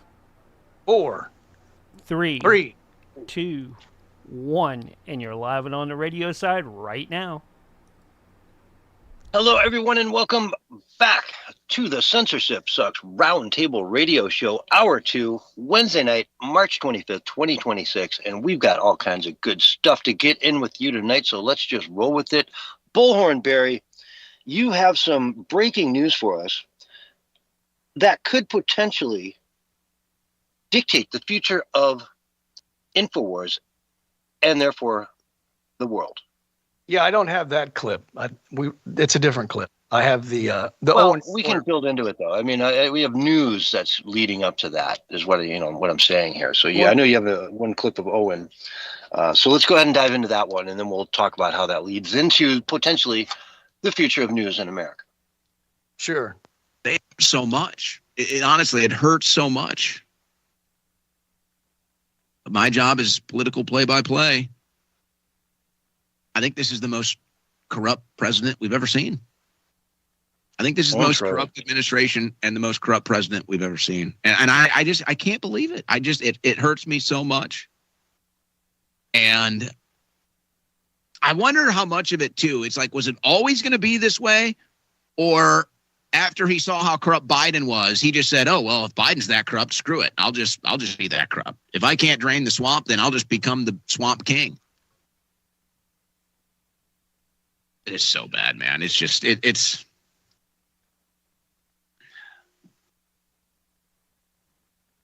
He might be the most corrupt president ever. I can't believe I'm here saying it.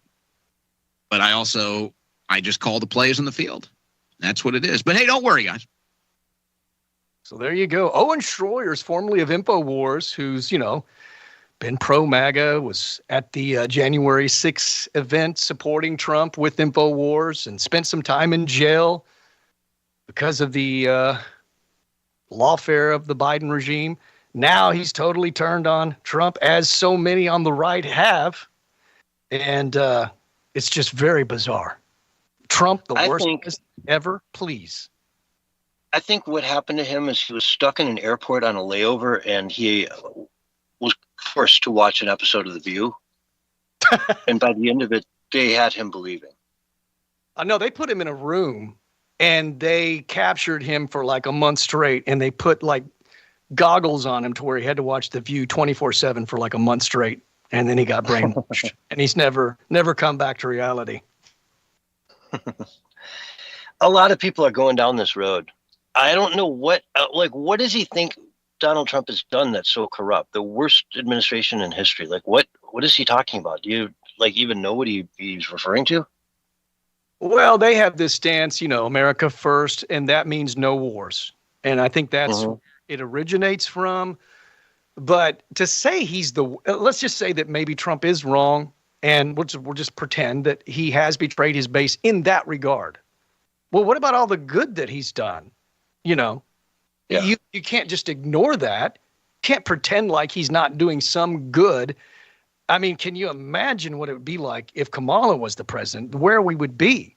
I mean, and they also believe that this war is going to go on forever. That's never going to stop. It can't be won, and that, it's going to lead to World War III. Their conspiratorial minds just go wild with this. Once they start, it's like Candace. Once she starts, man, she starts connecting dots that just aren't there. You know what I'm saying? And Owen is the same way. If you go listen to his channel on X, every time I've listened to it anyway, which I can only tolerate so much of it, it's all doom and gloom. There is absolutely no hope at all whatsoever. And that's what it means to be black-pilled, where you see nothing but just evil ever before you. And I don't get it. I mean, why is this a forever war? To me, it looks like, from everything I've seen, that the absolute vast majority of the people in Iran want nothing to do with the IRGC, with this Islamic regime that's ruled over them for 50 years. They want nothing to do with it. They want out. And they love their country. They love their people. They love their land. They love everything about it, but they just hate this dictatorial religious, government that's been forcing them to live under their laws, right? So to get them out of that system, that to me is phenomenal. They just have to go take the brass ring now. They've got to go take that ring themselves. We can't do it for them. And it's going to be hard. It's going to be ugly, but it's right there. All they got to do is reach out for it and grab it. It's right there. So to call this a forever war, I don't know, man. I don't think it's going to be a forever war, because if they don't take that ring themselves, then we're not going to stick around forever to just bomb them and bomb them and bomb them until they end up hating us more than them. They say, wow, at least, they didn't kill everybody. Mm-hmm. Well, Venezuela seems to have turned out better with the capture of Maduro so far. I mean, from what I can tell anyway. Yeah, he's got the president there, and the people running the place are scared of Trump. They understand that they can have the carrot or the stick, and they chose the carrot. I think Cuba is about to do the same thing, and they're going to choose the carrot. Although these people, these nut jobs that went down there on behalf of Americans to try to convince them that, communism is better, they only hurt the cause, right? Hassan Piker, losers like him and the Code Pink nut jobs are hurting the people of Cuba so much more than they could ever imagine. So much more. More and more people will have to die now because we've just encouraged the government to hang in there just a little bit harder. And if you just got to kill another couple thousand people, well, maybe it's worth it, because Hassan Piker went down there and told them that, hey, America loves you guys. We want communism in there. We hate this stuff. And I'll tell you what, there are a lot of people. I have a poll up here that is showing that a lot of people in America, young people, are actually into communism, right? Two-thirds of young Americans now support socialism. Okay, let me dive into this. The latest but not shocking but reprehensible news regarding victims of leftist indoctrination. Campus Reform is reporting 62% of American adults under 30 say they hold a favorable view of socialism. Throughout history, like communism, socialism has oppressed many and has not worked. Despite demonstrable facts, sadly, many academic institutions in America have been promoting this evil ideology. A recent survey found out that only 38% of American youth had an unfavorable view of socialism. I'm reading from Gateway Pundit here. It's disgusting that there are that many people out there that can't see what we have in America. Yeah, it means we've got a battle on our hands, man. And people don't really realize just how close we are to losing everything we love about this great nation.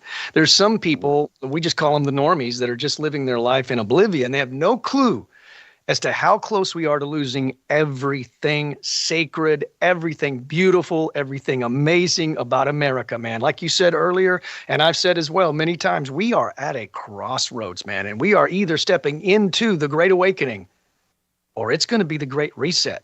There's not going to be this limbo where we're hanging in the balance forever, because both sides are battling it out tooth and nail.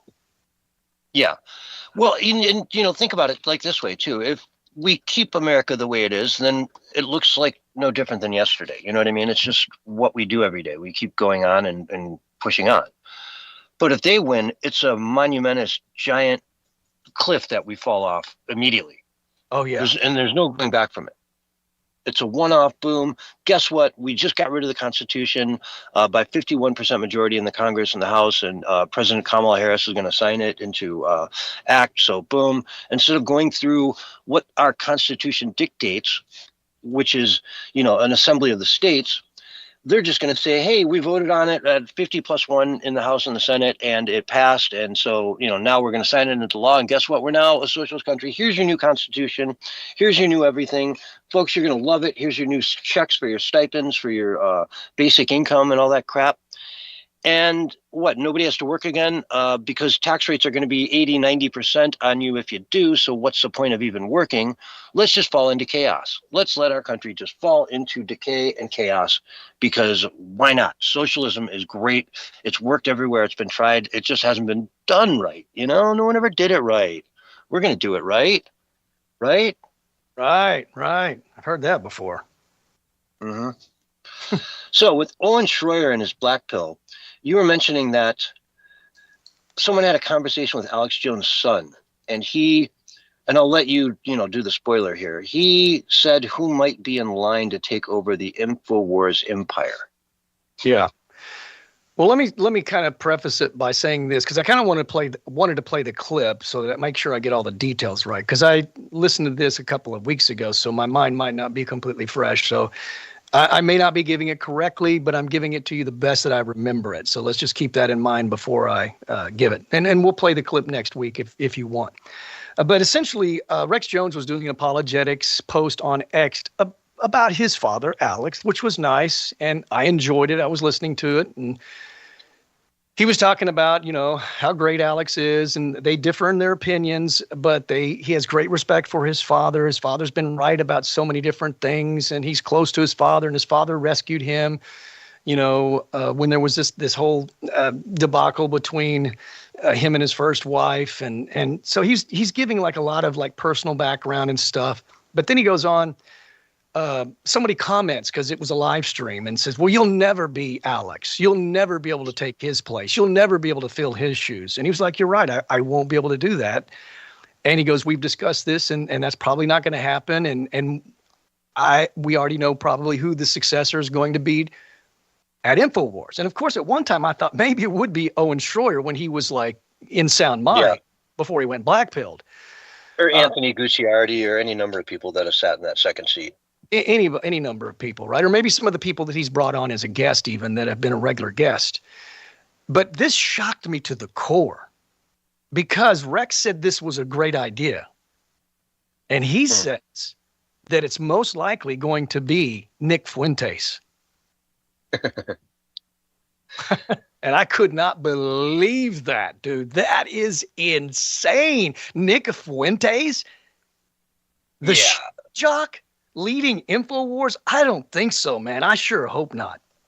Yeah, I mean, everything they've ever said about Alex Jones, with all through the years, the last 30 years, I've said, you're wrong. You don't know anything about Alex Jones. If you think he's a Nazi, if you think he's a modern day Hitler or whatever, you're just an idiot. That I would have to eat my words on every one of those if Nick Fuentes got in there. An actual Nazi, an actual nut job who has no place in civilized society. Right. I mean, we really should put together a 1-minute compilation of just him saying crazy stuff, because the dude is so far out there. He'll go on InfoWars with Alex Jones and he's quite tame. You know what I'm saying? Because he's on his best behavior. But if you're listening to his podcast where he's just on his own, he's bonkers, man. I mean, completely bonkers. Yeah. I would never listen to him if he had a 3-hour show. Nobody would.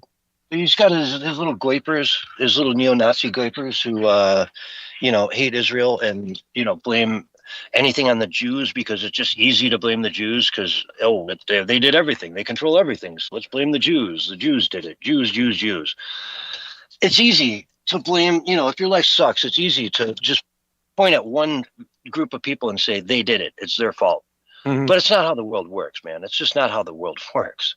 No. And so, yeah, if they want to go down that route, it'd be the end of InfoWars, because a lot of people who have been moderate through the years who followed them and just said, hey, man, if you really think that about Alex Jones, you're barking up the wrong tree. You got nothing. You don't know who the guy is. Go listen to him.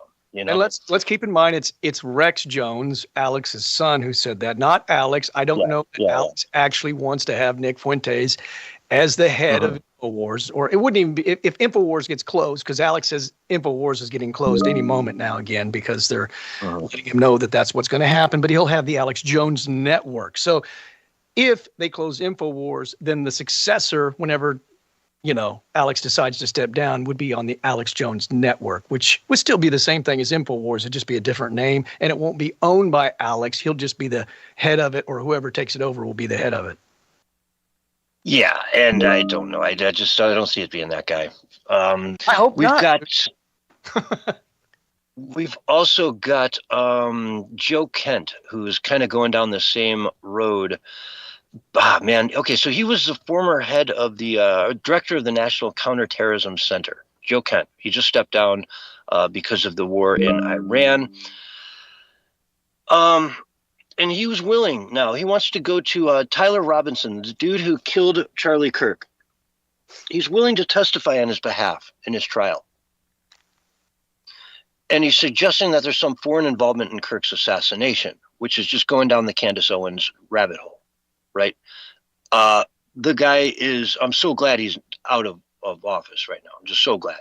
This guy could seriously put that credibility of a doubt into the jury's minds that, hey, the former counterintelligence, former director of National Counterterrorism Center came on the jury, into the trial and said on the Bible that he, thinks there was other things going on and there was other people involved. And, I saw no action being taken to look into it. That could suddenly get this guy off. It could get Charlie Kirk's assassin freed when this is such an open and shut case. People from Charlie Kirk's team have come out and said, this is disgusting. It's reprehensible. It's wrong. You have no idea. You're part of the National Counterterrorism Center. You're not part of the FBI. You weren't in the rooms. You don't know what investigations they are and are not doing. I mean, they're pissed. Charlie's friends, the people that really, were his friends at Turning Point USA are just, they're just getting mud slung at them all day long, every day. It's got to be sickening. And I can't wait for the defamation trials to begin, starting with Candace. She had her chance. Erica talked to her, said, hey, man, take it down a notch, would you? You were supposed to be a friend of Charlie's. You claim you are a friend of Charlie's, but you're not. If you're behaving like this, you're no friend of Charlie's. Okay. I think that's okay. I don't know. It gets me pissed off when it gets into what happened to Charlie, because it was so straightforward. He confessed to it multiple times. I think there's a little bit more nuance to it than that, in my opinion. I don't doubt that he was the one that pulled the trigger. I tend to think that there was more involved, and there were people that were predicting that he would be shot before. And I'm not totally fresh on it, so I'm kind of giving you just, what I recall. Well, the people that we're talking about in the background were part of that furry weirdo LGBT, Utah group, the gun club, right? And yeah, he probably had some help from them. He probably had some internal, things going on to help him get the gun, to get the briefings, to get the, where to go, how to shoot him. He probably didn't act alone. But to suggest, it's Israel all of a sudden, that Israel wanted Charlie Kirk dead is stupid. I don't know what Ken has said as far as that goes, so I can't really comment on that. But here's my understanding from what I've heard, is that there was intel that there was possibly other further domestic involvement as well as foreign involvement, and that it was Kash Patel, who I don't trust at all, that put a stop to that. And maybe Pam Bondi was part of that as well. And I think Tulsi Gabbard was also looking into possible foreign involvement and further domestic involvement, and people within the Trump administration, from my understanding, Kash Patel and possibly Pam Bondi shut that down. I don't like that. That's suspicious to me. So I'm kind of in the middle ground of what you're saying and what everybody else is saying on the other side. I want to know exactly why that was shut down. You got to investigate thoroughly. And Charlie would. Yeah, I don't know if it was shut down, though. That's the point, right? Was it shut down? That's what we don't know. You're not in the FBI. I'm not in the FBI, you know? Well, you have. You have testimony from Kent, and he is somewhat reliable. I mean, he does have a history of, being somewhat reliable, whether you agree with his position or not. I mean, he's the guy that revealed to us that Joe Biden let in 1,800 domestic terrorists, right? I commend him for that. Yeah. I don't understand is why Biden hasn't been court-martialed, if that's true. This is what I don't understand. You get all this stuff coming out all the time, and we haven't gotten any arrests yet. We have to get arrests, man. Yeah. I mean, imagine if the Democrats were in. And I think we will, Barry. I think they're going to come down on July 4th, every half hour on the half hour. But for now, we've got to go to break. So let's take a break right now. This is a Censorship Sucks Roundtable radio show, and we'll be right back after these messages. All right, we're on radio break. Wow. Good radio. And for any of you wondering out there, we take our break at 4:25 Mountain Standard Time, and it's exactly 4:25 and 23 seconds. I wasn't cutting Barry off from what he was saying. I would never do that, but we do have to take our breaks at specific times. Yeah. Well, I was playing don't ever accuse me of trying to take a break to shut somebody up. I know. I was playing a clip for a friend of mine, and he was like, "Did he just try to cut you off?" I was like, "No, dude. It's a break. We're on the radio, dude." The breaks are hard. Don't get all defensive, man. I appreciate you being, but it's cool. It's fine. Yeah. Oh, and we can come right back and pick up where we were. I mean, that's the other thing, right? I mean, yeah, you and I can have massive civil discourse, man. You know what I'm saying? It's unlike most people, dude. Yeah. And I'm not even saying you're wrong and I'm right. I'm just saying I got some questions still, man. That's all I'm saying. Well, you're wrong. I'm right. I'm saying it. All right. Well, you're wrong. I'm right. Hey, he's taking the host privilege, all right? There you go. You don't have to see it. Everyone knows it. Yeah. Well, no, dude, it proves that we're not like pre-scripting stuff. You know what I mean? I think that's important. Yeah. And Barry, and nobody, Barry, and we're not pre-scripting anything. Yeah. You're missing the bullhorn tonight. Well, I can break it out, man. At the end, you're late on the draw. All right. Earlier, there would have been some really good times for it to be brought right out. I'm like, you were pretty fired up. I'm not saying it won't happen again. I won't, because I know you. I know you've been more fired up than me tonight. John has. He's been passionate tonight, man. I like to see that, dude. I like to see him get passionate. I really do. Uh-huh. I think that's what's missing, passion. People don't have any more passion anymore. Just imagine. Can you imagine living life without passion and just walking around like a normie zombie, just like, and then having the crazy, horrible 9-to-5 job, going home tired and weak and eating processed foods and, and waking up and hating the morning. I mean, come on, man. You got to have some passion and some fire. Oh, yeah. It's like the life of and at least the left has that. It's like demonic fire. It's like demonic evil, but at least they have some passion. But you can tell it's paid passion. Oh, yeah. Okay. Oh, yeah. Yeah. You can tell that they have a separate agenda or agendas to add to that, where we're just here raw.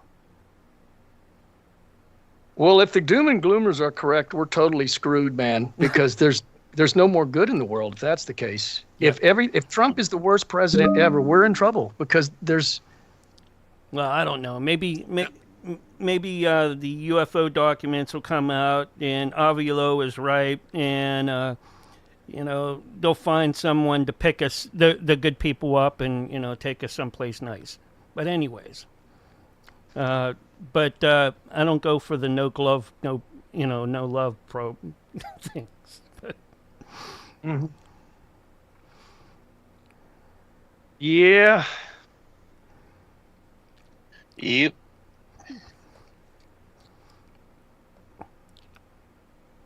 What do we got? 30 minutes? Well, actually, probably less than 30 minutes. Actually, how many minutes do we have left? Like 20, 24 minutes or 25. something? Yeah, 25. Yeah. Yeah, so it's gone by fast tonight, man. Yeah, that last segment came up on me like out of nowhere. Super fast, yeah.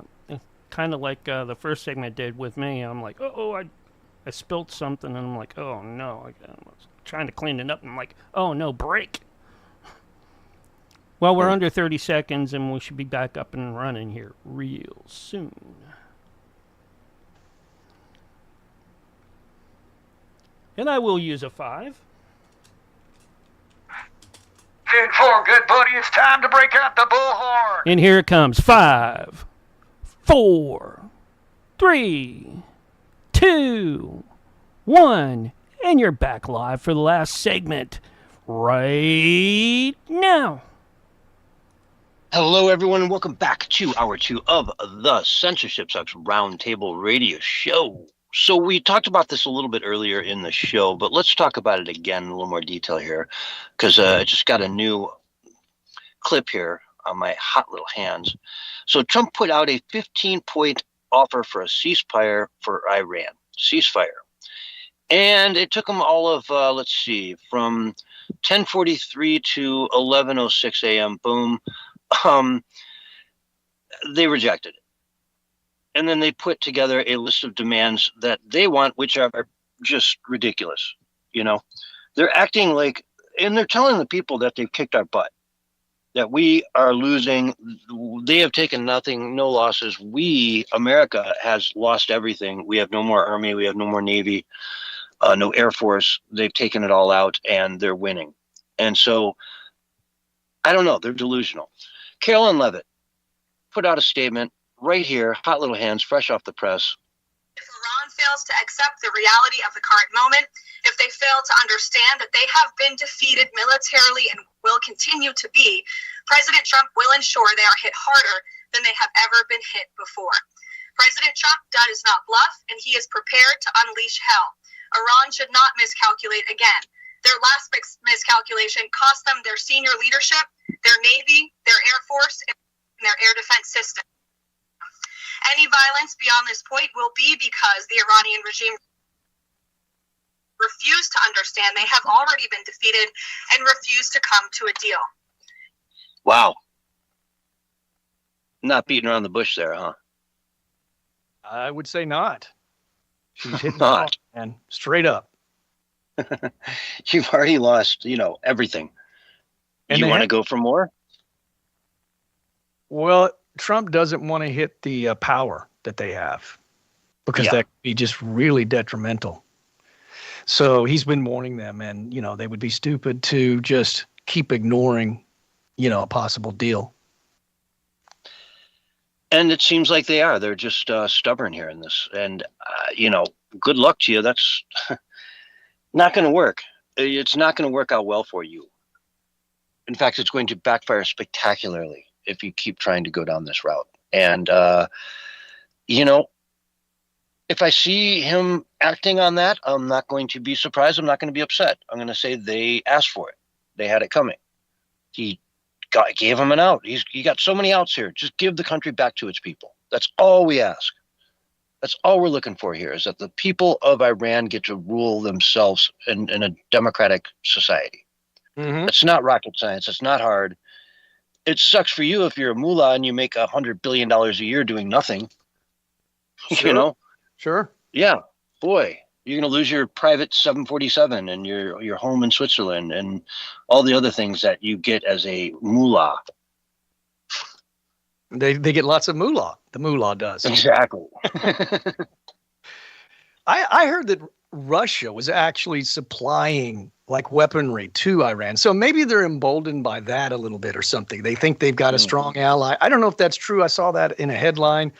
But if true, man, that's not good. Trump should be on the phone with Putin and say, man, you better knock that off. Yeah, if Russia really wants to go down that road, I mean, they're already stretched to the max on their military. They've been at war for, 4 years now? forever with Ukraine. I mean, this thing's gone on forever, and they've lost, 1 million people, some stupid number. And they think they're going to now, fight for Tehran in Tehran, where even the people there don't want you? Good luck, Russia. Good luck. Yeah, it's just hard to tell what's true and what's not true these days, man, because, we're just being fed what they think we need to know, which may be not much of anything or not even the truth. I don't know. It's hard to really tell, especially when it comes to the fake news. I mean, I trust the alternative media a little bit more than I do the fake news media, the establishment media. I mean, they lie about everything, completely lie about everything. And they don't even tell you what's going on in the world. I mean, have you even heard much about the strange weather in Hawaii, the floods? I've heard very little about it in the mainstream media, which is a pretty big thing because it's not typical to have those kind of floods in Hawaii, period. So, I haven't. I've only heard that, I don't know, some celebrity had to leave his home. Is about the only thing I've read about that.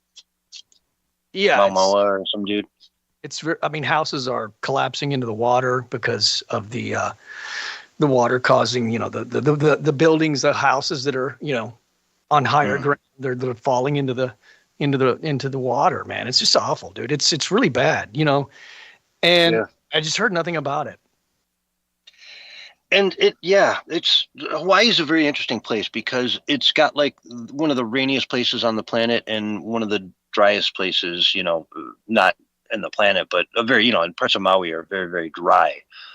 Whereas Kauai is one of the rainiest places on the planet, the summit of the mountain. So it's got places that can absorb all that water and other places that don't get it as much right next to each other. You know what I mean? They're 10 miles away in some cases. So it's interesting. It's just such a diverse, wild, beautiful place that, folks, if you've never been to Hawaii, do it. Just go. You don't need a passport. You don't need anything. Just hop on a plane. And, it's a wonderful, wonderful place to go. Be as far away as you can, but still be in America, I can't stress the beauty of Hawaii. The ocean is insane, Rent a snorkel and some fins and just sit out in the bay all day and just look at the fish. You'll have the best time of your life. Catch you some fish. Go spear fish hunting. Yeah, just not at the beaches. You need to go, away from other people. Well, yeah, that would be a good idea. I would agree with that. Yeah.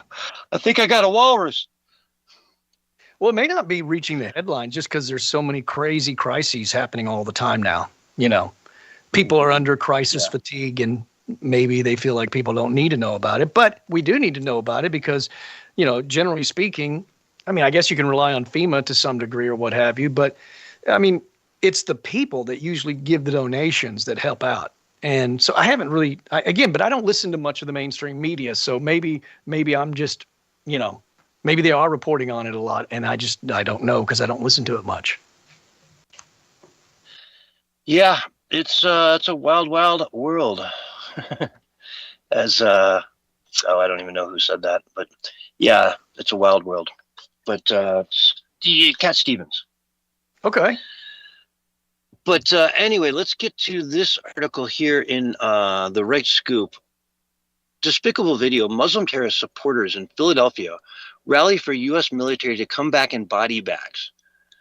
They're here on the streets of Philly in front of what looks like a statue of Benjamin Franklin, right downtown. Okay. And they're saying how, until we have done everything in our power, we must fight the U.S. government. May a rocket bomb your family's home. We want our service members to come home in body bags. And they're out there saying this to a crowd of 50 people in Philadelphia on the streets in the middle of the day. And how many shocking people gathered out? How many people are we talking? 50, 100, what? About 50, That's 50. Around them that I could see. Yeah, that's 50 too many. Yeah, not huge, but 50 too many. But again, brazen, just out there supporting things that are actual terrorisms. You know what I mean? You're openly supporting terrorism in America on the streets, and yet they claim Trump is a king and he's a dictator. And if he was, you wouldn't be saying this on the streets. Try doing this in Cuba. See how long you last. Mm-hmm. So I don't know. It's a crazy video. I wish I could play more of it for you guys, but it's just profanity laden. Well, it makes you want, but go check it out. It's paid. Laden. How much of that is paid? Well, it makes you. You know what I'm saying? It's paid. I mean, because how much of that is paid? Well, it makes you. You know what I'm saying? I mean, because come back in body bags and would even have the gall to say that in public, because that would. I mean, seriously, you're going to get seriously chastised by people verbally for saying something so horrible. You're a horrible, terrible person. Even if the war and is to be fair, just, you are still a terrible person for saying such a thing. Yeah, and I mean, you know, like you can't yell fire in a crowded theater. At what point does it become, you know, illegal to? I'm all for free speech, but at what point does that become illegal to stand in front of 50 people on a sidewalk and root for those types of things? You know, it's wild stuff. We're seeing it in the UK as well. You know, the Islamists there versus the Persians, say. You know, the Iranians versus the IRGC backers. They're much smaller in numbers, IRGC backers, but they're violent. And you can kind of see how they take control over there, you know? Because, they're the minority, but they're violent, man. They just get in your face and they want to take you out.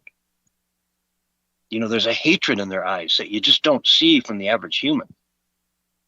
Yeah. And you can only get by being in some deranged cult like that, you know? It is a cult for sure. That's cult-like Yeah. thing. You know what I'm saying? I feel like Trump has missed a major opportunity with all of the insanity that comes from the left. Like, he should really have fireside chats where they have videos that play and show, you know, what's really happening. Because, you know, when the media spins something like that, if they even report on it, they'll somehow manage to say it's a beautiful, wonderful thing. You know what I'm saying? They'll paint it in a totally different way than it actually happened. And so people stay in the dark. So Trump needs to take advantage of the lunacy of the left and have fireside chats where maybe once a month he spends 10, 15 minutes with somebody else and they talk about what the opposition is doing and showing it to the people so that they get that Trump is the good guy and the far left and the Democrats that are in charge are nutso. I love the idea of the fireside chat. I think it should be at least once a week. And I would love it if you brought on Joe Rogan one-on-one every week. Yeah. I'll give you an hour a week, Joe. If you need more time, we'll do more time. But you get an hour a week every week, Wednesday night at 8 o'clock Eastern or whatever, you know, sometime when everyone can see it. And just go through it all. What questions are you getting? What do you want to know? What's everyone thinking? Tell me the crazy and we'll just spell it and just let's get to what's really happening here, Joe. You know?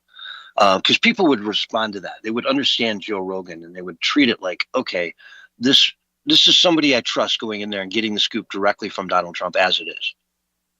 You know, is he lying to you? I don't know, whatever. That's up to you to decide. But for the most part, at least you'd have that idea. So I think that's a great idea, Barry. I mean, I think a lot of people have been saying it would work. But maybe the Trump administration also sees that it could have a downside and be dangerous. You know what I'm saying, to do that. I don't know why they don't do it. You know, every now and then Stephen Smith or Caroline, she'll come out and they'll play a video clip and they'll discuss what's going on. But it's not done enough, man. I mean, he has the perfect opportunity having the bully pulpit, you know, the presidential pulpit, to where he can expose all of this stuff. You know what I'm saying? And he doesn't even need the mainstream media to report on it because we've got X and we've got other avenues. Yeah, you can sit down with Elon, you know, or just like have a rotation. Like every week it's a different person. Elon, Joe Rogan, you know, whoever else you want to put in that list. But they get to just ask him what's going on. And I think that's phenomenal. It's been done in the past with great success, and he should consider doing it as well, because a lot of people are just nuts out there. Or, you know, I mean, at least through the midterms. After the midterms, I doubt he cares. You know what I mean? Whatever. I'm done. I'm too busy for this. Yeah. But well, I guess it's up to us, right? Like the radio show here and people that are influencers on X and Truth Social and Minds.com and all the different avenues that we have where we can have free speech. It's speak now or forever hold your peace, man. I think Trump may have his hands full and is doing all that he can possibly do with all the sabotage that's coming from without and from within. So maybe that's why it's not happening, which is just like Trump has said from day one. Hey, man, you guys have to be involved. We have to really speak up. We have to really speak out, because once the Democrats were to ever take back over again, forget about free speech, forget about your voice being heard. It's over, man. They will not allow it, dude. We know that to be a fact just based on their behavior now and then what they did under the Biden regime. It will be Biden 2.0 and worse. Yeah. And just remember how bad that was, folks. They had, people from the White House calling up people at X, Twitter at the time, Facebook, right, as well. All these different social media sites saying, "You take this down, you MF." Why isn't this down? I told you to take it down. You get this down. You delete that person from your platform and blackball them for life. Yep. Somebody from the White House calling, you're like vice president or whatever content at Twitch, and you get that call from the White House. I mean, you would hang up shaking. Yeah. What do I do? Immediately you're calling the boss's boss's boss. You know what I mean? To say, what do I do? But you're freaking out. They've got your direct number at this point. So, yeah, think about how bad it was, folks. You don't even know the half of it. The inflation at 9% isn't even a start. Yeah. They wanted high gas prices. It's a global agenda to silence us, especially in America. Look, they're already doing it in the UK. We talk about it all the time. 30+ arrests per day for people that just have a different opinion that the government doesn't like. They're going to jail. They're arresting them. They're terrorizing the people. And yet it's just summer. Kia Sama!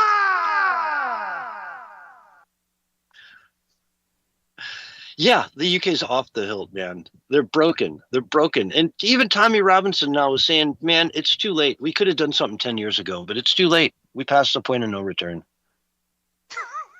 He's living in America now. That ought to tell you pretty much everything, dude. He's saying, oh, I love it. He's here. Huh? He's here. He doesn't live there. He's here now in the USA. He doesn't live here, though. He's not given up his citizenship. He's been very specific about that. But he's also been very specific that he can't believe how free he feels in the United States. Versus he's residing here for the time being. I'm not saying citizen, but he's like living currently. Yeah. This is where he's residing because he feels safer here, obviously. Yeah. And May 16th, he's got a massive rally coming up in the UK. So folks, get ready for that. Tune into that. Give them their eyeballs. Last time he did one of these, I mean, they had 100,000 people there, if not 200, and like another million watching it. So he knows how to put on a really good performance, a rally, and expect that on steroids this time around. It's going to be really, really good. But anyway, in the limited time we have left, I just want to make sure we have enough time to give this next story the time it might need to percolate. So I'm reading from Twitchy here. Mm-hmm. Quadruple amputee cornhole pro, quadruple amputee allegedly shoots victim and drives off in a Tesla with said victim in the car. They describe this story is crazy. It doesn't even feel like all these words in the sentences belong together. But according to Fox News, they do.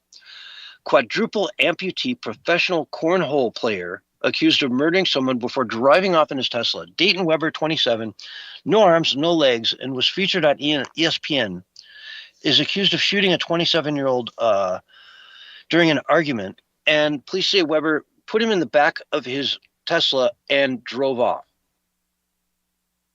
Now, there's a video of this guy loading and shooting a gun as a quadruple amputee. I want to know, did they throw him in handcuffs? How does that work? It's a strange story, for sure. Yeah. I don't even know how to comment. Exactly. I don't know if this story needs the next 15 minutes or if we should have given it the whole 2 hours tonight. Or, if there's just nothing, you just scratch your head and say, what? How does a guy drive a Tesla? Is it just straight up auto drive? Does he have a system set up where the pedals are extended up and you can, reach him with the thighs? He's got a Neuralink, man. It's all Neuralink. How did he get the body into the car? He shot the guy. Oh, wow. I mean, he's in here using a gun, and it's not like he's quick draw. You know what I mean? It's not like he's, if he was in the Old West and he had to draw his gun and shoot, he probably, other than the fact that he's like 3 feet tall, he stood a tremendous disadvantage in that. On and on and on. This story is crazy. I guarantee you're going to be hearing more about this down the road. All I can say right now is I'm stumped. I get it.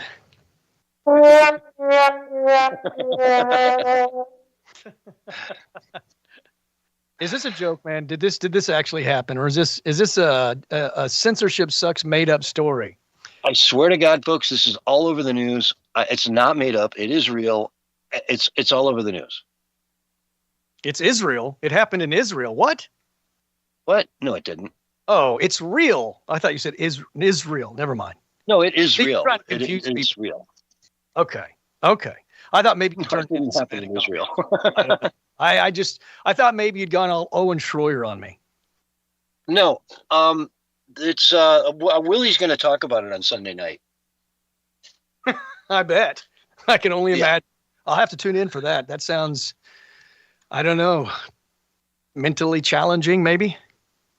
We've had Michael the Midget on the show. Now maybe we need Andy the Amputee. I'm sure there's going to be calls to cancel the Censorship Sucks radio show for Sunday. I just have a feeling. What wasn't Michael's brother an amputee too, or something like that? Part of the Cogene twins, or how did that go? He was a congealed twin, who was separated, but that's neither here nor there, Mark. No, this is a actual story. I don't see what city it took place in. The quick scan of this article, I don't think it mentions it. I'm sure if I dove further, but American Cornhole League he's part of. How is he a professional cornhole player? I'm afraid to say I don't even know what a cornhole player is. Oh, you don't know what cornhole is? I just don't. I'm sorry. It's the two wooden planks that are like 20 feet apart. It's like horseshoes, but you'd have a beanbag, and you try to get it in the hole. Okay. Yeah, I'm familiar with the game. Yeah. Okay. So he played that professionally. So he made a living playing cornhole. No arms and no legs. Well, you got to hand it to him. Never mind. That was wrong. I was going to say, you got to hand it to him for doing it, but that didn't come out right, so I apologize. No, that was a good, I like that. I like that. You were on point with that one. Even though you didn't mean to do it, I think I'm still supportive of it. We're out of control. It's amazing. Anyway, go ahead. Finish up, man. Go for it. Anyway, that's all I've really got on that one. I mean, I don't know what else we're going to add to that. What's up with that? Yeah. What? I don't know what more you can say. It doesn't make any sense. Maybe somebody will explain it to us at some point in time. Mm-hmm. On another note, in the final couple minutes we have, Gateway Pundit has, after years of litigation in which the Gateway Pundit founder and publisher Jim Hoft was lead plaintiff, Missouri v. Biden, the case experts said was the most important free speech case in recent history, has settled between the government and Hoft and other plaintiffs. The government admits that unrelenting pressure from certain government officials likely had the intended result of suppressing millions of protected free speech postings by American citizens. Mm-hmm. Wow. The government, quote, the government cannot take actions, formal or informal, directly or indirectly, to threaten social media companies without some form of punishment unless they remove, delete, suppress, or reduce content containing protected free speech. The parties agree that modern technology does not alter the government's obligation to abide by the structures of the First Amendment. That is in the concession that the government made. Folks, that is it right there. That is case law coming down saying that the government cannot take actions, formal, informal, directly or indirectly, to threaten social media companies with some form of punishment unless they remove, delete, suppress, or reduce content containing protected free speech. The government can't do it anymore. They did it openly for the Biden years. They did it openly behind Trump's back. They did it openly with Obama. Now it is forever forbidden, and the world will be a better place for it. Yeah, but I think states will try to do it, man. They'll go state sovereignty. We don't believe. I mean, if the Democrats get the power back, or where the Democrats have the power, they'll say, well, we don't believe that's constitutional. We already know they don't respect the Supreme Court, man. They want to stack it. Yeah. Oh, they're going to. The minute they get the both House, Senate, President, boom, all bets are off. They will stack the Supreme Court. They will add 8 more states. They will gerrymander everything. They will change this government in so much of a crazy direction that anybody on the North American continent will be able to vote in our elections. They're going to mail ballots to Cuba and Venezuela and Honduras and let anybody in North America vote. Why not? Why not? What do they care? Folks, it'll be an ugly sight if they ever get full control of the government back. But on that note, we should probably wrap it up here. Barry, where can people find you online? Find me on X, Bullhorn Barry, and I just got a few things to say. Now's the time that we speak up. We've got to get out there. We got to come in at a crossroads. We cannot back down. We must speak up now or forever hold our peace. All right, folks, this has been the Censorship Sucks Roundtable Radio Show. We got to end it here, but stay tuned. There's much more coming from our producer, Mark, tonight. Otherwise, we will see you on Sunday night. Thanks for listening. All right. You guys did a great job. Thanks. Thank you, man. Thanks for everyone listening out there in the webosphere, the interwebs. The interwebs. The wires. Yeah. I'm going to get Jack up and